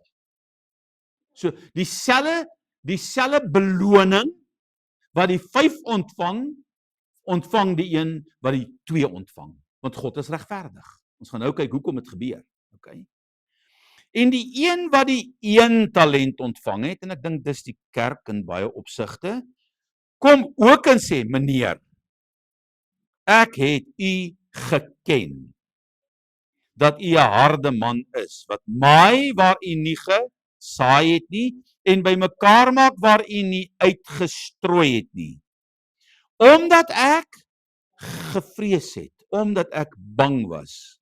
Okay? Nou ek weet, miskien is die lei gedeelte daarin, Paul. Hy gebruik nie die woord bang, maar dalk was dit 'n bietjie omdat ek lui was, maar omdat ek bang was. Okay? Dit is eintlik interessant dat die Here nie die woord lui gebruik nie, maar omdat ek bang was. Hy sê, en hy het uitgegaan die talent, het ek uitgegaan en die talent in die grond weggesteek. Hier het u wat aan u behoort. Hoeveel gee hy terug? 1. Wat antwoord die Here hom? Jou slegte, haassypel en lydensknegt. So, hy's nie net lui nie, hy's useless. Okay, hy's sleg. Jy het geweet dat ek maai waar ek nie gesaai het nie en bymekaar maak waar ek nie uitgestrooi het nie.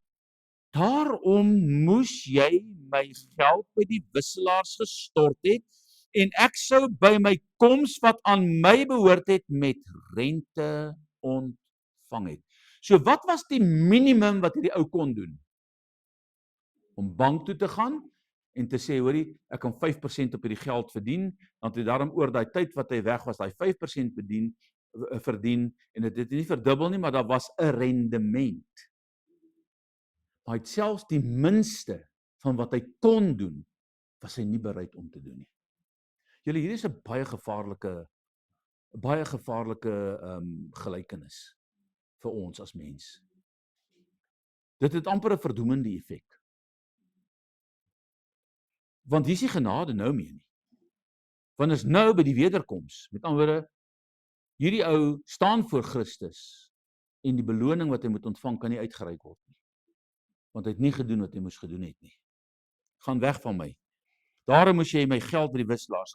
Neem dan die talent van hom weg en gee dit aan die een wat het? Wat 10 talente het. Hoekom? Want daai ou gaan met daai 11 dit verdubbel. Kan jy sien, met ander woorde, daar gaan 'n baie groter rendement wees. So, hoe meer jy vir God kan, hoe meer jy besef, begin by 1, maak dit 2. Vat hierdie 2, maak dit 4. Hoe meer jy in daai proses kan begin instap, naderhand gaan die Here net aan jou siele begin toevertrou, want hy weet, jy sien om na hierdie mense, jy gaan besoek hulle in die hospitale, jy kyk na as hulle siek is, as hulle honger is, help jy hulle met waar ook al, jy mobiliseer die kerk om die mense te bedien. Dis presies julle. Maar hierdie ou doen niks. Hy staan terug, want hy's bang. Hy vertrou homself nie.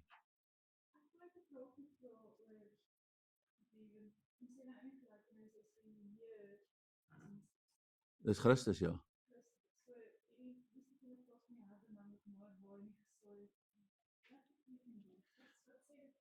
Onthou die ouetjie se aanslag is, ek het dit nie gedoen nie want dit is jou skuld.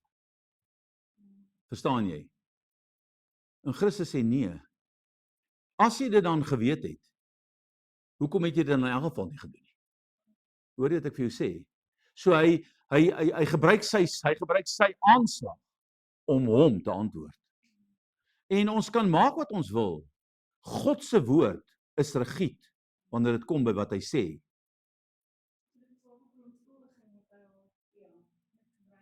Dis presies dit. Hy het homself verontskuldig, want hy sê aan die einde, jy was lui. Verstaan jy?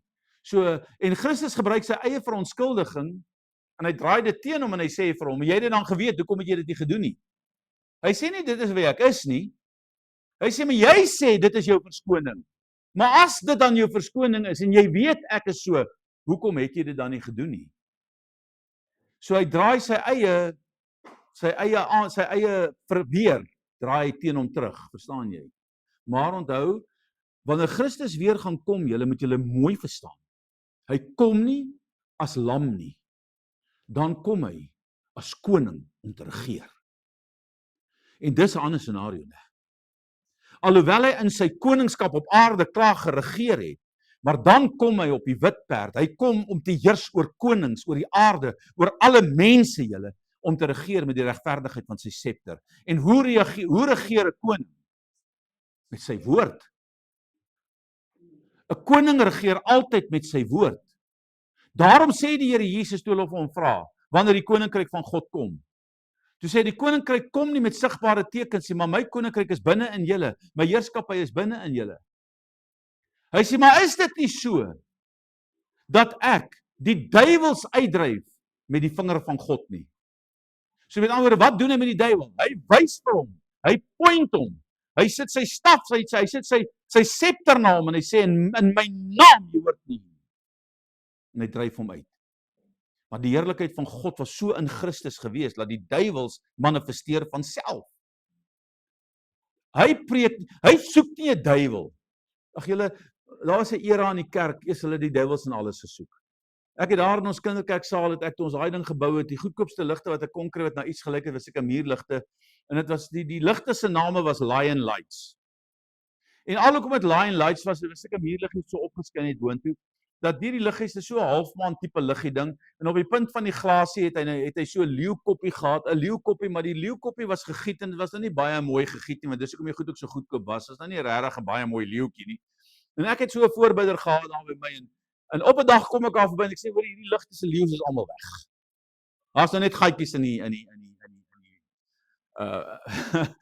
weet in die glasie. En ek sê, "Hey, wat gaan hier aan? Wie het dit gedoen?" "Nee, dis daai sy het dit gedoen." Ek sê, "Gaan maar, sê, "Hoekom het jy dit gedoen?" Sy sê, "Nee, hierdie is alles demone." Kyk daai goed se gesigte. Ek sê, "Man, daai is Lion Lights. Kyk hy ding mooi, dis 'n leeu, is nie 'n demoon nie." Maar okay, daai ligte was nooit weer heel nie, ek sê dit goed weggegooi. So het seker gemaak ek sit dit nooit weer terug nie. So Jesus kom nie en hy soek net demone nie. Hy preek die evangelie, hy preek die krag van God. Die krag van God is in hom, die Heilige Gees is in hom. En wat doen die duiwel? Hy manifesteer van self. Wat het ons met u te doen? Wat doen die besetene van Gadara? Toe Jesus uit daai skei uit klim, toe kom hierdie besetene vir hom en die mense was so bang hulle het hom met koperketTINGS gebind en dan breek hy daai ketTINGS. Niemand het daai pad geloop nie, want hierdie ou was vicious. Ek dink daai klomp disippels het in die boot gebly want hulle het daai storie geken en geweet hierso kom moeilikheid vandag. Hier klim Jesus uit die boot uit en hier storm hierdie ou op hom af. En wat doen hy? Val voor hom neer. Wat het ons met u te doen? En die Here sê vir hom, "Wat is jou naam?" "Legio, want daar's baie in my." En hy beveel hulle en hulle pleit vir hom, "Laat my tog net asseblief in die varke ingaan." En julle, hoekom in die varke? Daar was 'n klomp Jode wat varke aangehou het. En jy mag nie varkvleis geëet het in daai dae nie. So hulle was teen die wet gewees. En die Here dink, hier is die beste geleentheid wat ek ooit kan kry. En wat doen hy? Hy sê vir daai demoon, "Hoor hierso, dis reg, gaan daai varke in." Wat gebeur met die varke? Gaan oor die kraans, spring in die water en versuip almal. So hy raak sommer ontslaaf van twee dinge op een slag. So kan julle sien, hier's Christus en hy sê vir my en jou, hoor jy, ek het aan jou 'n gift gegee. En jy kan daai gawe gebruik. Moenie dit nie gebruik nie. Vind dit en doen dit, gebruik dit. En julle onthou, mense sê altyd vir my, jy kan dit doen. Julle, ek het nie begin met baie mense nie. Die dag toe ek die gemeente oorvat, toe is daar 150 lidmate op daai lys en toe ek uiteindelik skuif na waar God vir my sê om die kerk te bou, toe begin ek met 'n gemeente met 34 mense. Hoekom? Want almal het geloop en gesê jy kan nie preek nie. Ek kon seker nie preek daai dae nie. Maar my heel eerste intree boodskap wat ek daar gepreek het,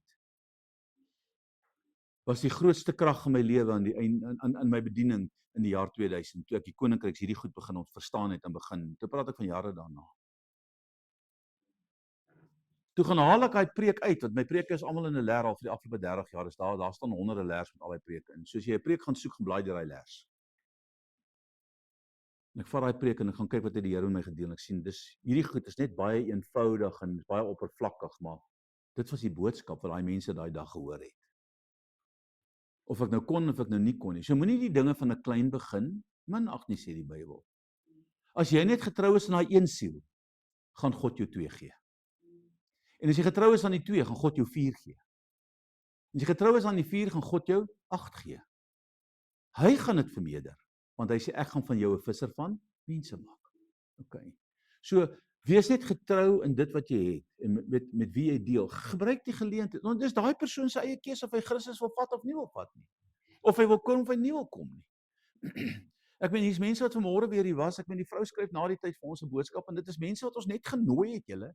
Dis redelike hoëgeplaaste mense in hierdie omgewing en ons het hulle net genooi en ek het vir Christel gesê, "Is julle daar na die ander kerk toe kan ek kan tot die minister en die president so toe nooi want ek meen daai is 'n mooi gebou en dis 'n 30 miljoen rand se gebou. Hy het mooi sitplek en hy het sagte matte, hy het alles wat jy wil hê is daar. Die plek is net mooi. Hierso, wat is hier?" Dink ag Here, boom 5 mik 4. Okay. God worry nie oor dit nie. En eintlik om eerlikwaar te sê, ek ook nie na al hierdie jare nie. Ek soek eintlik maar net die salwing. Dan kom hierdie mense en daai mense kom en sê, "Ag, hier is 'n nice kerk. Hoekom sit jy hy kaggel aan nie? Hierdie plek vir ons is 'n plaaskerk, man." Ek sê, "Okay, kom ons los hierdie riete hierbo." Hierdie ou jong seun wat hier langs is, kom dan hy sê, "Oom, ek hou van hierdie riete. Hoe het julle dit hierbo gekry?" Ek sê, "Nee, ek weet nie, ek het dit nie hierbo ingesit nie. Ek sou dit hierbo ingesit het, maar dit is nou hier, so ek moet nou maar dit gebruik." So, gebruik wat jy het en bou dit uit. En daai mense kom en vanmôre skryf sy terug en sê, "Hoor jy, dit was so lekker vir ons hier by julle. Hier's nie 100 mense gewees nie. Ons moet nog 'n klomp mense bymekaar kry." Maar hulle het dit so geniet. En dit was mos nou wat ons wil hê. Iemand by die woord hoor, die uitstap en voel die woord het my gestig. Want waaroor gaan dit? Nie oor 'n mooi gebou nie, dit gaan oor Christus, né? Okay. So wat sê die ou? Kyk wat sê die Here vir hom. Wat sê die Heer vir hom? Want aan elkeen wat het, neem die 1 talent weg en gee dit vir die een wat 11 het. Wat 10 het. Want aan elkeen wat het, sal gegee word. En hy sal oorvloed hê. Daar's die sleutel.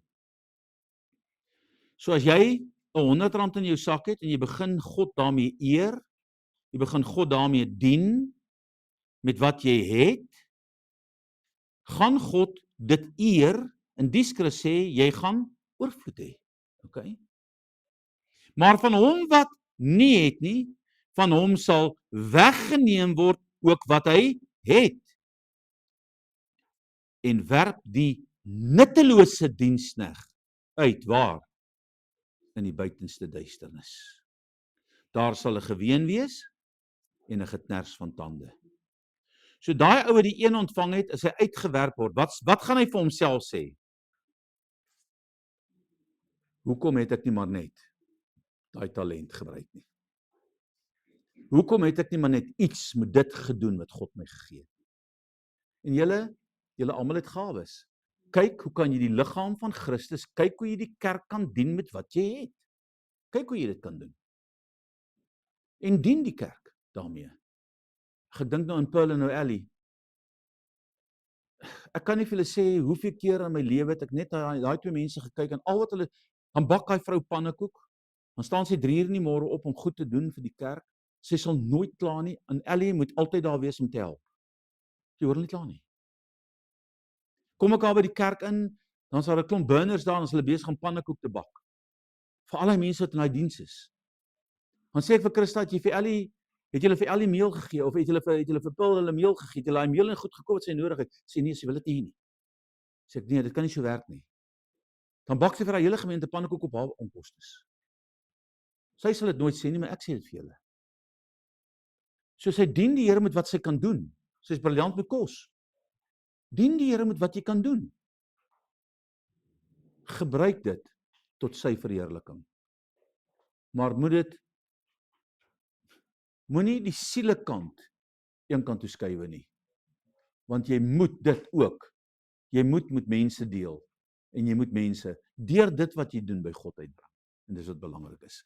So kom ons kyk wat staan verder. Aan elkeen van hierdie mense wat verantwoordelikheid gevat het vir die gawe wat God aan hulle gegee het en daarmee God se werk bevorder het, sal in die ewige lewe deur God self beloon word. So God gaan jou beloon. En die persoon sal die woorde uit God se mond hoor wat sê, mooi so, goeie en getroue diensknegt, oor weinig was jy getrou, oor vele sal ek jou aanstel. Gaan in die vreugde van jou Heer. Nou julle, hier sit niemand hier wat nie daai woorde wil hoor nie. Ek wil dit hoor. Dis God se wil dat elkeen van sy kinders goeie vrugte sal dra. As ons hierdie prysenswaardige woorde wil hoor, moet ons die verantwoordelikheid tot goeie rentmeesterskap opneem. Daar's die woordjie wat ons nou gesoek het. Hierdie gelykenis is 'n opvolg. Julle moet nou mooi hoor, Jesus doen nie goed net verniet nie. Hierdie gelykenis is 'n opvolg. So hy vertel hierdie gelykenis na 'n ander gelykenis. So wat was die eerste gelykenis? Kom ons gaan kyk daarna. Hierdie is 'n gelykenis, 'n opvolg. Waar is ek nou? God se ja, God wil aan elke kinders goeie vrugte dra. As ons hierdie prysenswaardige woord wil hoor, moet ons verantwoordelikheid vat vir wat God aan ons gegee het. Hierdie gelykenis is 'n opvolg van die gelykenis oor die 10 maagde wat in afwagting was vir die koms van die bruidegom. So kan julle sien dit hierdie die koneksie hier is die wederkoms, kan jy sien. Die uiteinde van hierdie verhaal van die maagde was 5 maagde was gereed en word beloon om in die bruidegom se teenwoordigheid in te gaan, terwyl die ander 5 maagde nie gereed was vir die bruidegom se koms nie en uitgesluit was om in sy teenwoordigheid in te gaan. So hier's presies dieselfde konsep. Daar gaan die wees wat ingaan en daar gaan die wees wat uitgaan. Daar gaan die wees wat gereed is en daar gaan die wees wat nie gereed is nie. In Matteus 25 vers 1 sien ons dat hierdie gelykenis van die 10 maagde en die gelykenis van die talente albei koninkryksboodskappe is. So met ander woorde, die gelykenis is nie net sommer 'n storie nie. Dis nie net sommer 'n verhaal nie. Daar's 'n koneksie na God se koninkryk toe. Kom ek lees dit vir jou. Dan sal die koninkryk van die hemele wees soos. Wat is agter die soos? 'n dubbelpunt. So wat verduidelik hy nou na die dubbelpunt? So sal die koninkryk wees. Is ek reg? So hoe gaan die koninkryk wees? 10 maagde wat hulle lampe geneem en uitgegaan het om die bruidegom te ontmoet. En die ander een vers 14 tot 18, want dit is soos 'n man wat op reis wil gaan en sy diensknegte roep en dan hulle besittings toevertrou en dan die een 5 talente en die ander 2 en die ander 1 en elkeen van hulle na sy vermoë. En hy het dadelik op reis gegaan en die een wat die 5 talente ontvang het, het daarmee gaan werk en 5 ander talente gewin, net so toe die een wat 2 ontvang het, self ook 2 ander verdien, maar hy wat die 1 ontvang het, het dit in die grond gaan grawe en die geld van sy heer weggesteek. In hierdie gelykenis van die talente verwys Jesus na 2 groepe mense, die wat goeie rentmeesters is en geestelike vrugte oplewer. Die ander een is die wat slegte rentmeesters is en geen vrugte oplewer nie. So, wat gaan God gebruik aan die einde van die dag om my en jou te oordeel? Of ons te beloon, dat ek dit eerder so sê. Die vrug wat jy dra. Is daar nie 'n skrif wat sê die boom sal aan sy vrug geken word nie? Is daar nie 'n ander gelykenis wat sê daar was 'n boom en die ding dra nie vrugte nie en toe kom die Here en hy sê kap hierdie boom uit. En dan kom die tuinier en hy sê asseblief moenie hierdie boom, en hy verwys na Israel. Hy sê ek gaan hierdie boom hierdie jaar nog 1 keer gaan ek hom losmaak. En ek gaan hom bemes en ek gaan hom nat maak en ek gaan vir hom sorg. En as hy dan nie vrug dra nie, kap hom dan af. Julle, ek het so 200 pekaneetbome geplant 10 jaar terug daar op die kerk se gronde as 'n werkskepingsprojek daai tyd vir Deurbraak SA toe ons baie sterk betrokke was in die gemeenskap en gemeenskapsbedieningswerk. En daai boord, een gedeelte is na die tyd aangeplant, so hy's eintlik nog bietjie onvolwasse, maar enige pekaneetboord begin eers gelykbreek op 8 jaar. Dis 'n baie langtermyn projek. En die een gedeelte is seker 8 jaar en die ander een gedeelte is seker 6 of 5 jaar oud of hoe oud ook al. So nou oes ons elke jaar daai neute en julle almal eet lekker van daai neute want julle kan die goed daar by die kerk koop en is genuine regtig lekker neute. Maar elke jaar het daai boord R50,000 verlies. En in die begin van hierdie jaar toe die bestuursraad bymekaar kom en die finansiële komitee, ons finansiële ou beheer, weet hy's 'n besigheidshou. Hy kyk na hierdie ding en hy sê as geen manier nie. Julle moet hierdie boord toemaak. Ek sê, okay, ons kan hom toemaak, en wat gaan van die neute word? Want die boom gaan bly neute dra.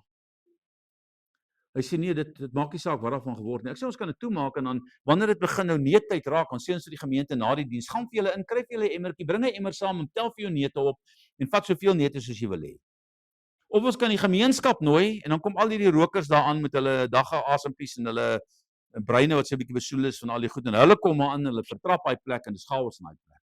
Ek sê, wat wil jy met ons doen? En die bestuursraad neem 'n besluit en sê, kom ons gee daai boord nog hierdie jaar kans. Laat ons kyk. As hy hierdie jaar nie gelyk breek nie, is julle neute kwyt. Sê julle beter bid vir daai neute. Want mense bel my al van 'n maand gelede wat nou al elke jaar vir die afgelope paar jaar neute koop. Is jy goed al reg? Is jy goed al reg? Daar's mense wat nou al, hulle kom soontoe want die kwaliteit van daai neute is briljant. Nou sê ek vir hulle, sorg vir daai bome, dat hierdie neute ten minste net gelyk breek. Ek worry nie oor die wins nie. Breek net gelyk. Want dan hoef ek nie die finansiële ou in sy oë te kyk en te sê, hoorie, maak hierdie boord. Ek weet nie hoe gaan jy hom toemaak, jy moet hom maar toespan. Maar dan hoef die bestuursraad nie 'n besluit te neem om die ding toe te maak nie, want hy breek gelyk. Maar die vrugte wat hy dra, nou ons wil nie net gelyk breek nie, julle. Ons wil daarom 'n wins maak. OK. So God wil 'n wins maak met jou. En wat moet die wins wees? Sy koninkryk. Sy koninkryk. So 'n slegte rentmeester dra geen vrug nie. Ons sien dat die heer van hierdie diensknegt vir 'n lang tyd weggegaan het en sy besittings aan sy diensknegte toevertrou het om daarmee te handel na elkeen se eie vermoë. Aan die een het hy 5 talente gegee, aan die ander een het hy 2 gegee en aan die ander een 1. Met die terugkeer van die heer na sy reis, na sy lang reis, het hy rekenskap geëis van al 3 hierdie diensknegte oor die talente wat hulle uit sy hand ontvang het. Vir die een wat 5 ontvang het en die een wat dit vermeerder het na 10, sê hy, mooi so, goeie en getroue diensknegt. Uit hierdie gelykenis is dit duidelik dat God met ons praat oor die karaktereienskap van getrouheid en ywer. Nou julle iemand het nou hier genoem, ek vra wat is getrouheid of wat is altyd daar? Daar sien jy, so wat toets God? Jou ywer en ons getrouheid. Nou julle, in die kerkwêreld is getrouheid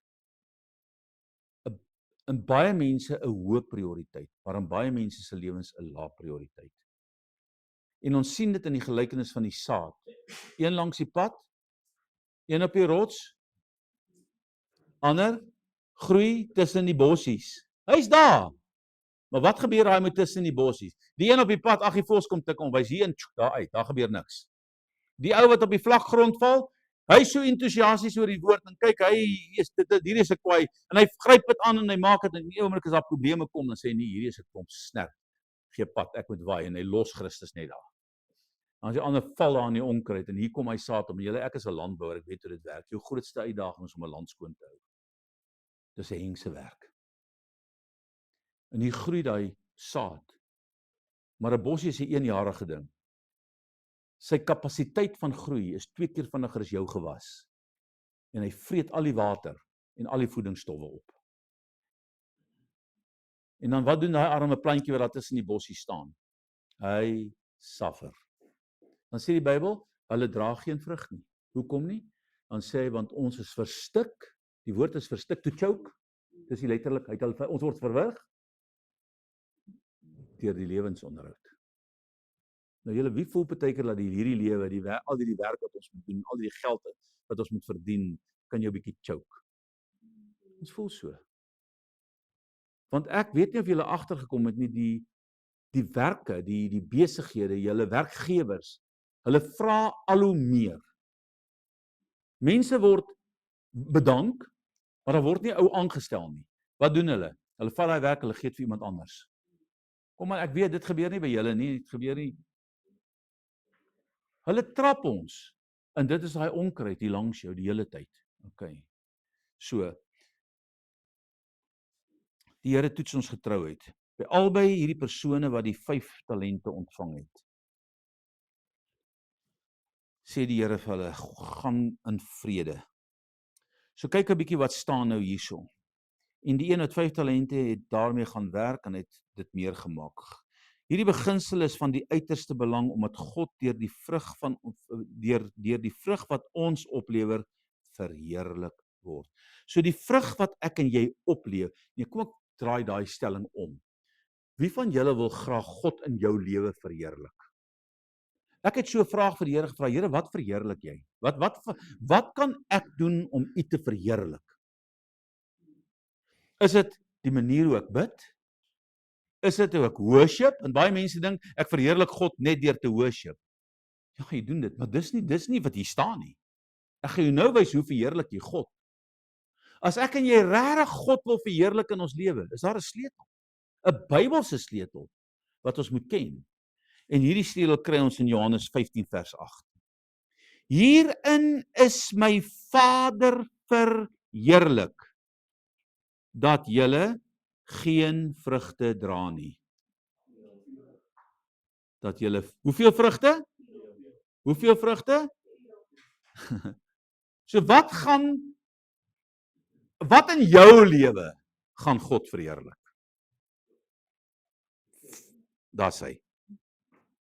Vrug dra is goed, maar hoe meer jy vrug dra, hoe meer verheerlik jy God. So kan jy sien, dit het niks te doen met hoe ek aanbid nie, hoe ek worship nie. Dit het niks te doen met wat ek kan doen met betrekking, die vrug wat my lewe oplewer, die koninkryksvrug, dis wat God gaan verheerlik aan die einde van die dag. Ja, bid na die beste van jou vermoë, worship na die beste van jou vermoë, verheerlik God in alles wat jy doen, maar waarna God gaan kyk, is hierdie ding. Is daar vrug op jou lewe? Wat het jy gedoen om my koninkryk te bevorder? Wat het jy gedoen om my portefeulje groter te maak? Dis eintlik wat hy daar sê. Okay, want hy vergelyk dit direk met 'n wêreldse portefeulje, né? Hierin is my Vader verheerlik dat julle veel vrug dra. En dan het hy 'n snaakse inlassinnetjie daar. As jy veel vrug dra, wat gaan gebeur? En julle sal my disipel wees. So wat is die verantwoordelikheid van 'n disipel? Kom agter my aan en ek sal van julle vissers van mense maak. Jy sien, ons terug daar. Die geestelike vrug wat ons oplewer, verheerlik ons hemelse Vader en lewer bewys van ons disipelskap. So, die oomblik wanneer disipelskap volwassenheid in jou lewe begin bereik, dan begin jou lewe vrug oplewer. So, wat is jou eerste plek, wat is die eerste tree wat jy moet doen is? Kry jouself toegerus as 'n disipel in die Here, want jy moet nou mooi verstaan, daai klomp ouens wat die Here Jesus daar geroep het, hulle het mos nie in die begin net hierdie volmaakte lewe gelei nie. Hulle het lekker aangejaag. Maar hy was geduldig met hulle. Hy het hulle geleer. Hy sê op een plek vir hulle, hoor, gee julle 'n bietjie vir hulle kos. Hulle is daar op 'n eensame plek en dan sê die ander skrif die ekwivalente skrif in 'n ander boek, jy weet, een van Lukas en die een in Matteus, waar hy ook al staan. In daai skrif sê Jesus, hy sê vir hulle, gee julle vir hulle kos, maar dan sê daar's 'n sinnetjie wat sê, wat buig hulle, hy sê want Jesus self het geweet wat hy wou doen. Maar hy sê nie vir hulle wat hy wil doen nie. Hy sê eers vir hulle, hoor jy, gee 'n bietjie vir die ouens kos. En wat doen hulle? Ag Here, ons is op 'n eensame verlate plek, sê vir die mense om huis toe te gaan. Hoe gaan ons vir hulle kos gee? Nee, wat het julle? Nee man, ons het 5 brode en 2 visse. Hier's 20.000 mense. Hoe moet ons nou vir hulle kos gee? Nou dink net bietjie by jouself, want hier staan Christus, hy's in die vlees, nou hy's eintlik hulle buddy daar, né? En hy sê vir hulle, sorg dat die mense se maagies vol kom. En hier sit 20.000, 25.000 mense voor hulle. Ons lees hierdie goed, maar ons kry nie lekker perspektief nie, hulle. Dink 'n bietjie daaraan, die Here vat ouens uit Egipte uit. Die Bybel sê 680.000 Jode trek uit. Weet julle hoeveel is 680.000 mense? En is nie net hulle wat getrek het nie. Ek het al gaan kyk in navorsing wat gereken het, daar was oor die 2 miljoen mense wat Egipte verlaat het, wat geassosieer het met Israel, omdat hulle God gevrees het. Nou, wat gebeur nou? Nou is hulle in die woestyn. Wat moet met daai mense gebeur? Hulle moet water kry, hulle moet kos hê om te eet.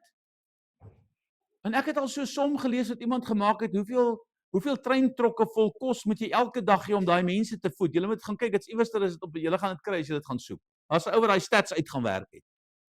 Julle, dis een major lang trein. Om net een dag al daai mense kos te gee. So God is in beheer. En God is in vermoë. En God is by vermoë om jou te gebruik om sy koninkryk net uit te bou.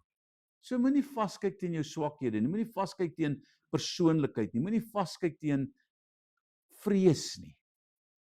As jy net daai wat jy het, wat jy ontvang het, gebruik, gaan God dit bless. En hy gaan jou vorentoe vat. Daai disippels, hulle kon nie hy brood vermeerder nie, hulle het nie geweet hoe nie. Maar wat doen hy? Hy lig dit op en hy sê, Vader, ek weet U verhoor my altyd. Dankie dat U hierdie brood en hierdie visse nou vermeerder. En hy breek die brood en terwyl hy dit breek, begin hy dit uitdeel.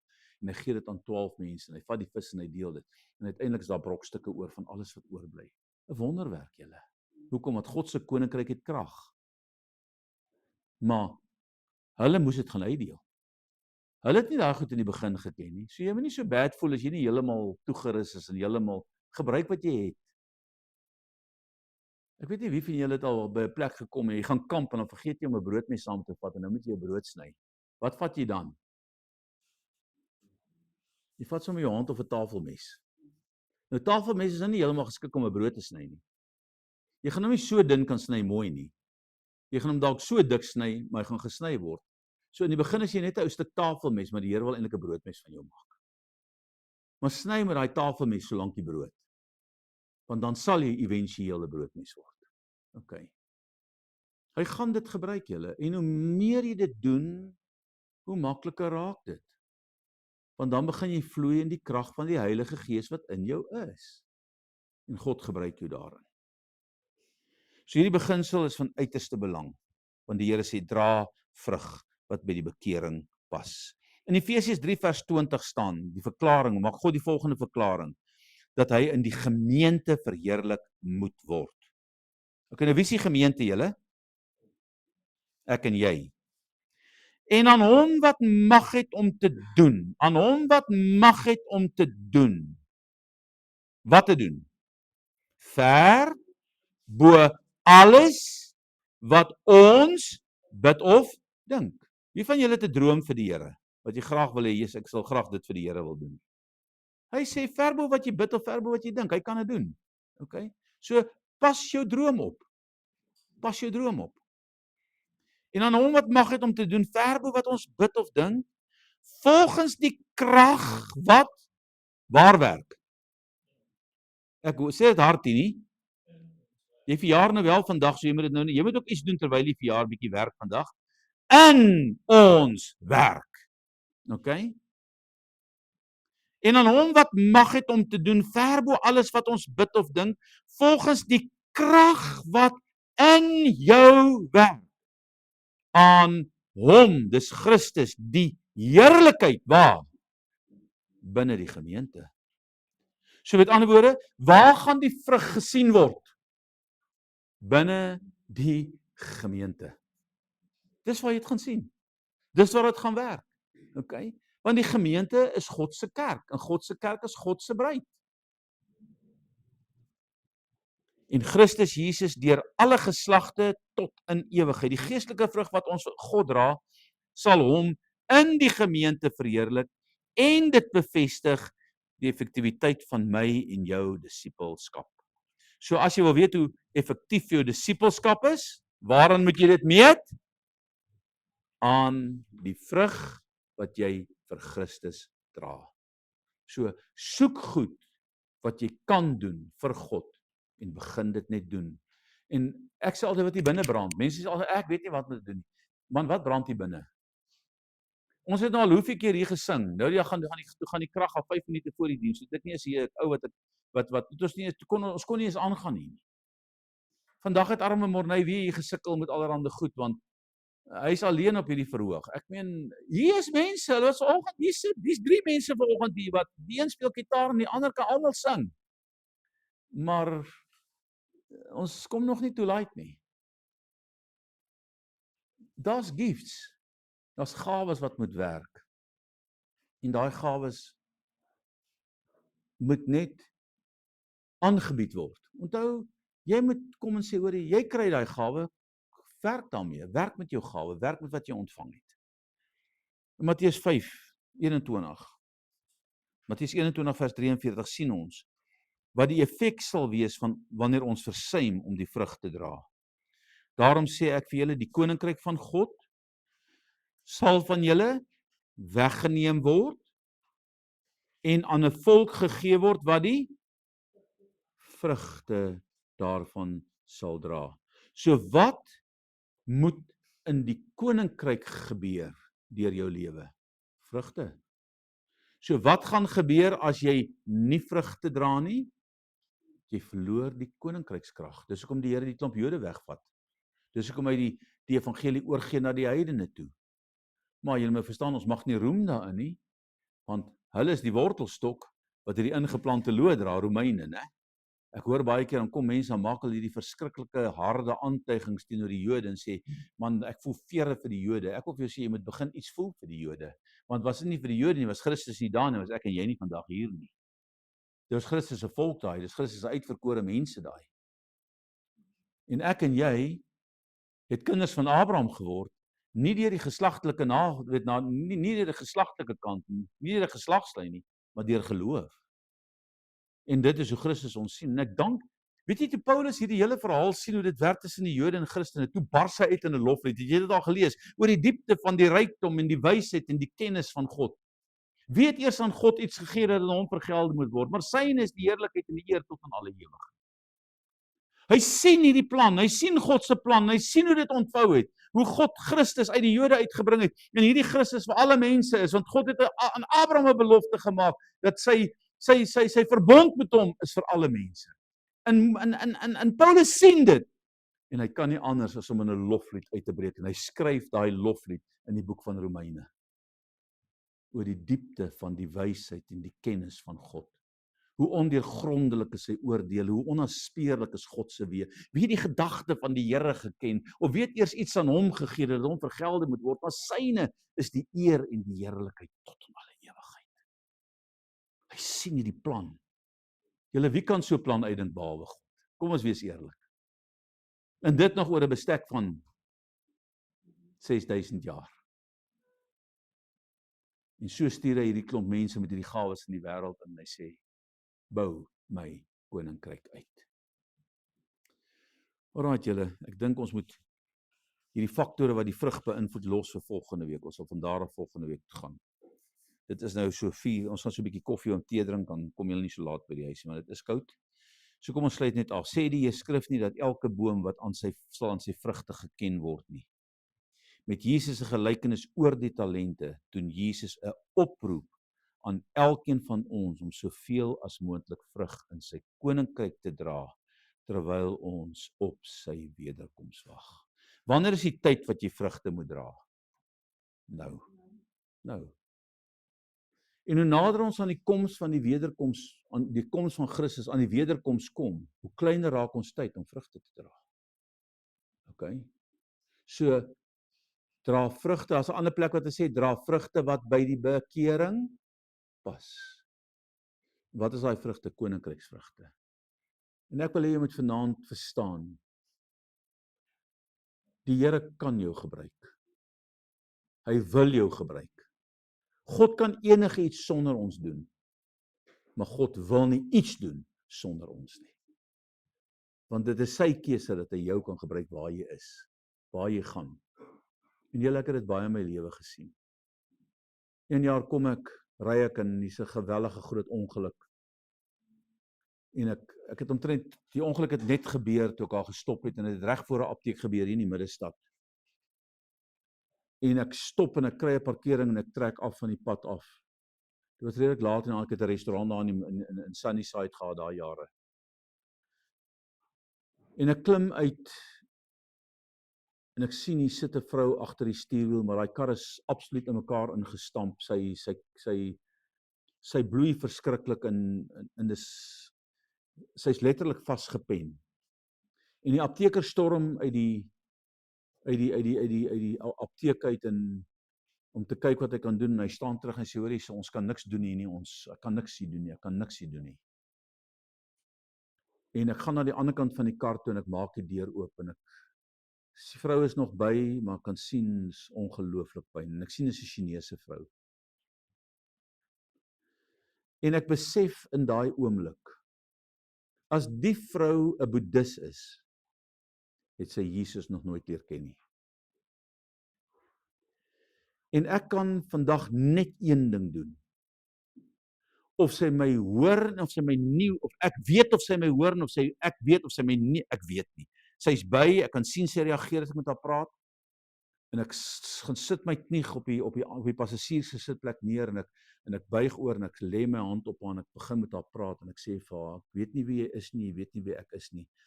Die hulp gaan nou kom, want hulle die ambulans gebel, hulle die brandweer gebel, hulle gaan jou nou kom uithaal.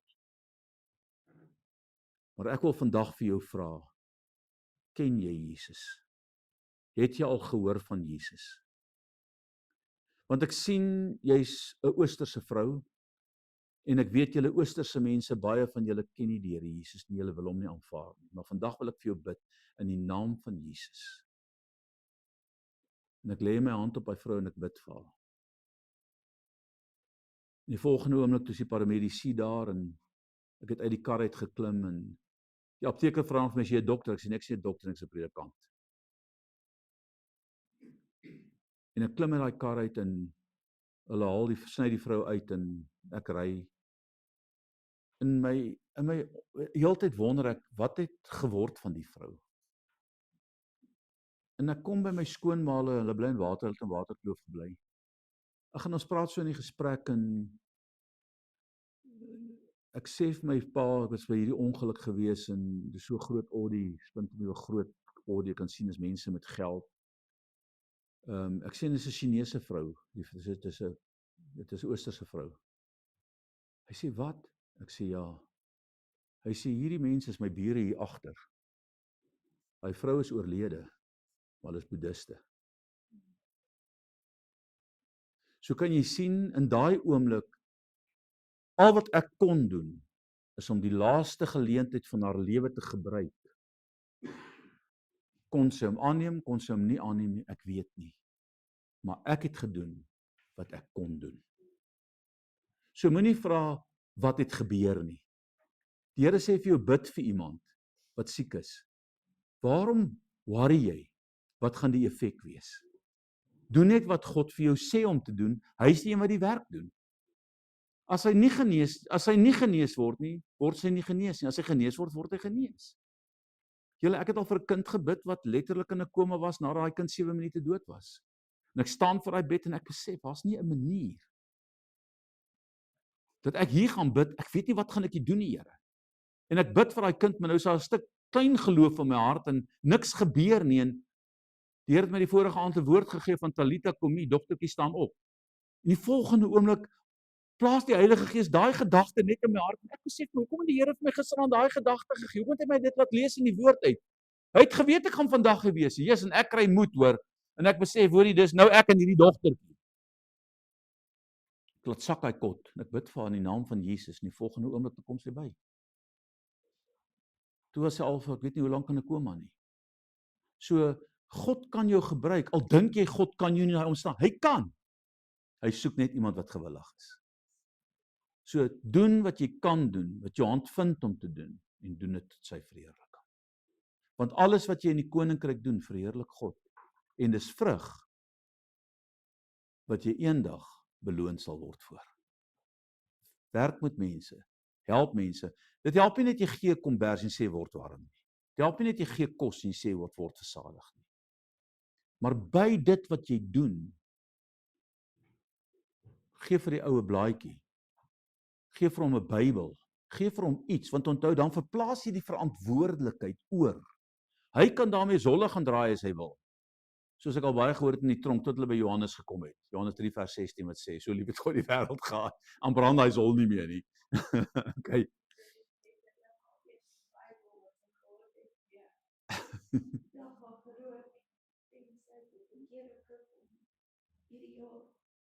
Wonderlik. Ja, prys die Here. Jy sien,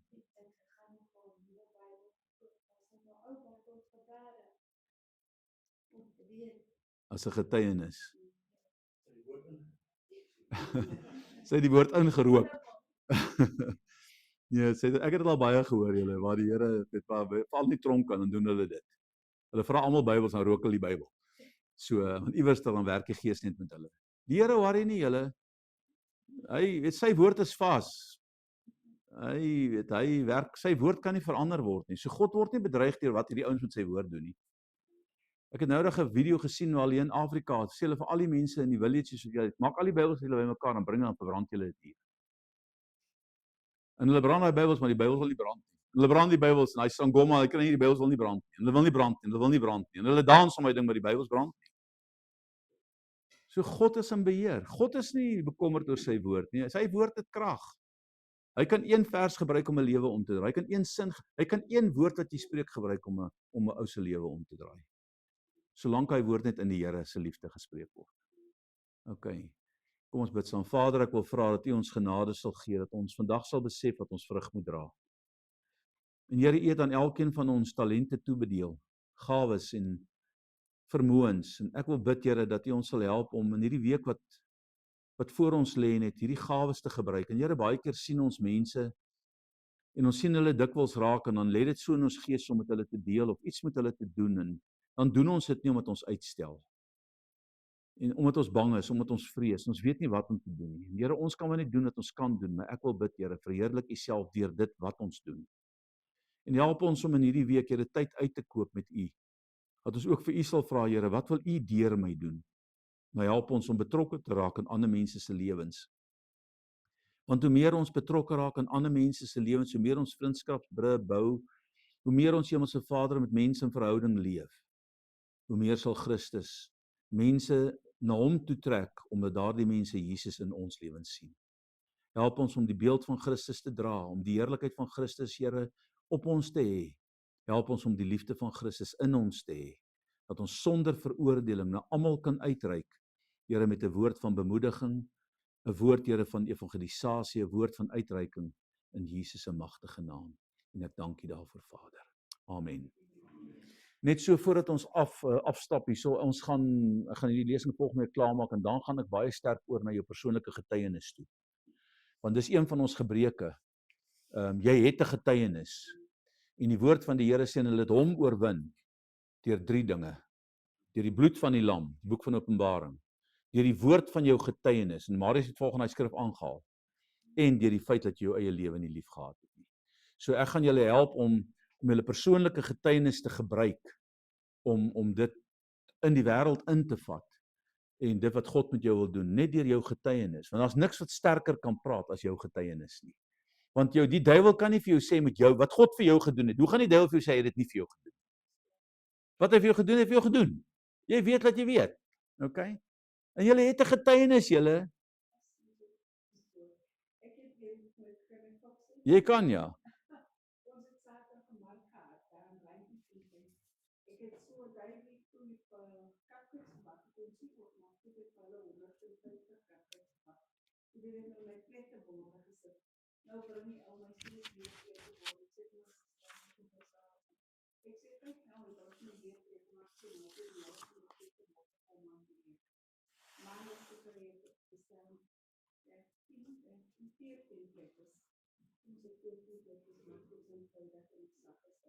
Ja, prys die Here man, dit wys julle net, hè.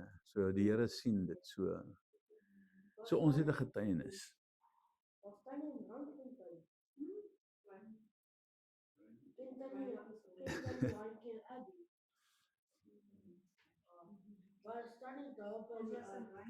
Ja, Randjiesfontein, is nie Randfontein nie. Dis 'n ander gemeenskap. Alraai, julle maak maar vir julle koffie. Ons sê vir Jacqueline baie dankie vir haar gebakte koekies. Sy het baie hard gebak, maar daai koekies is lekker. So eet maar gerus 1 of 2 koekies.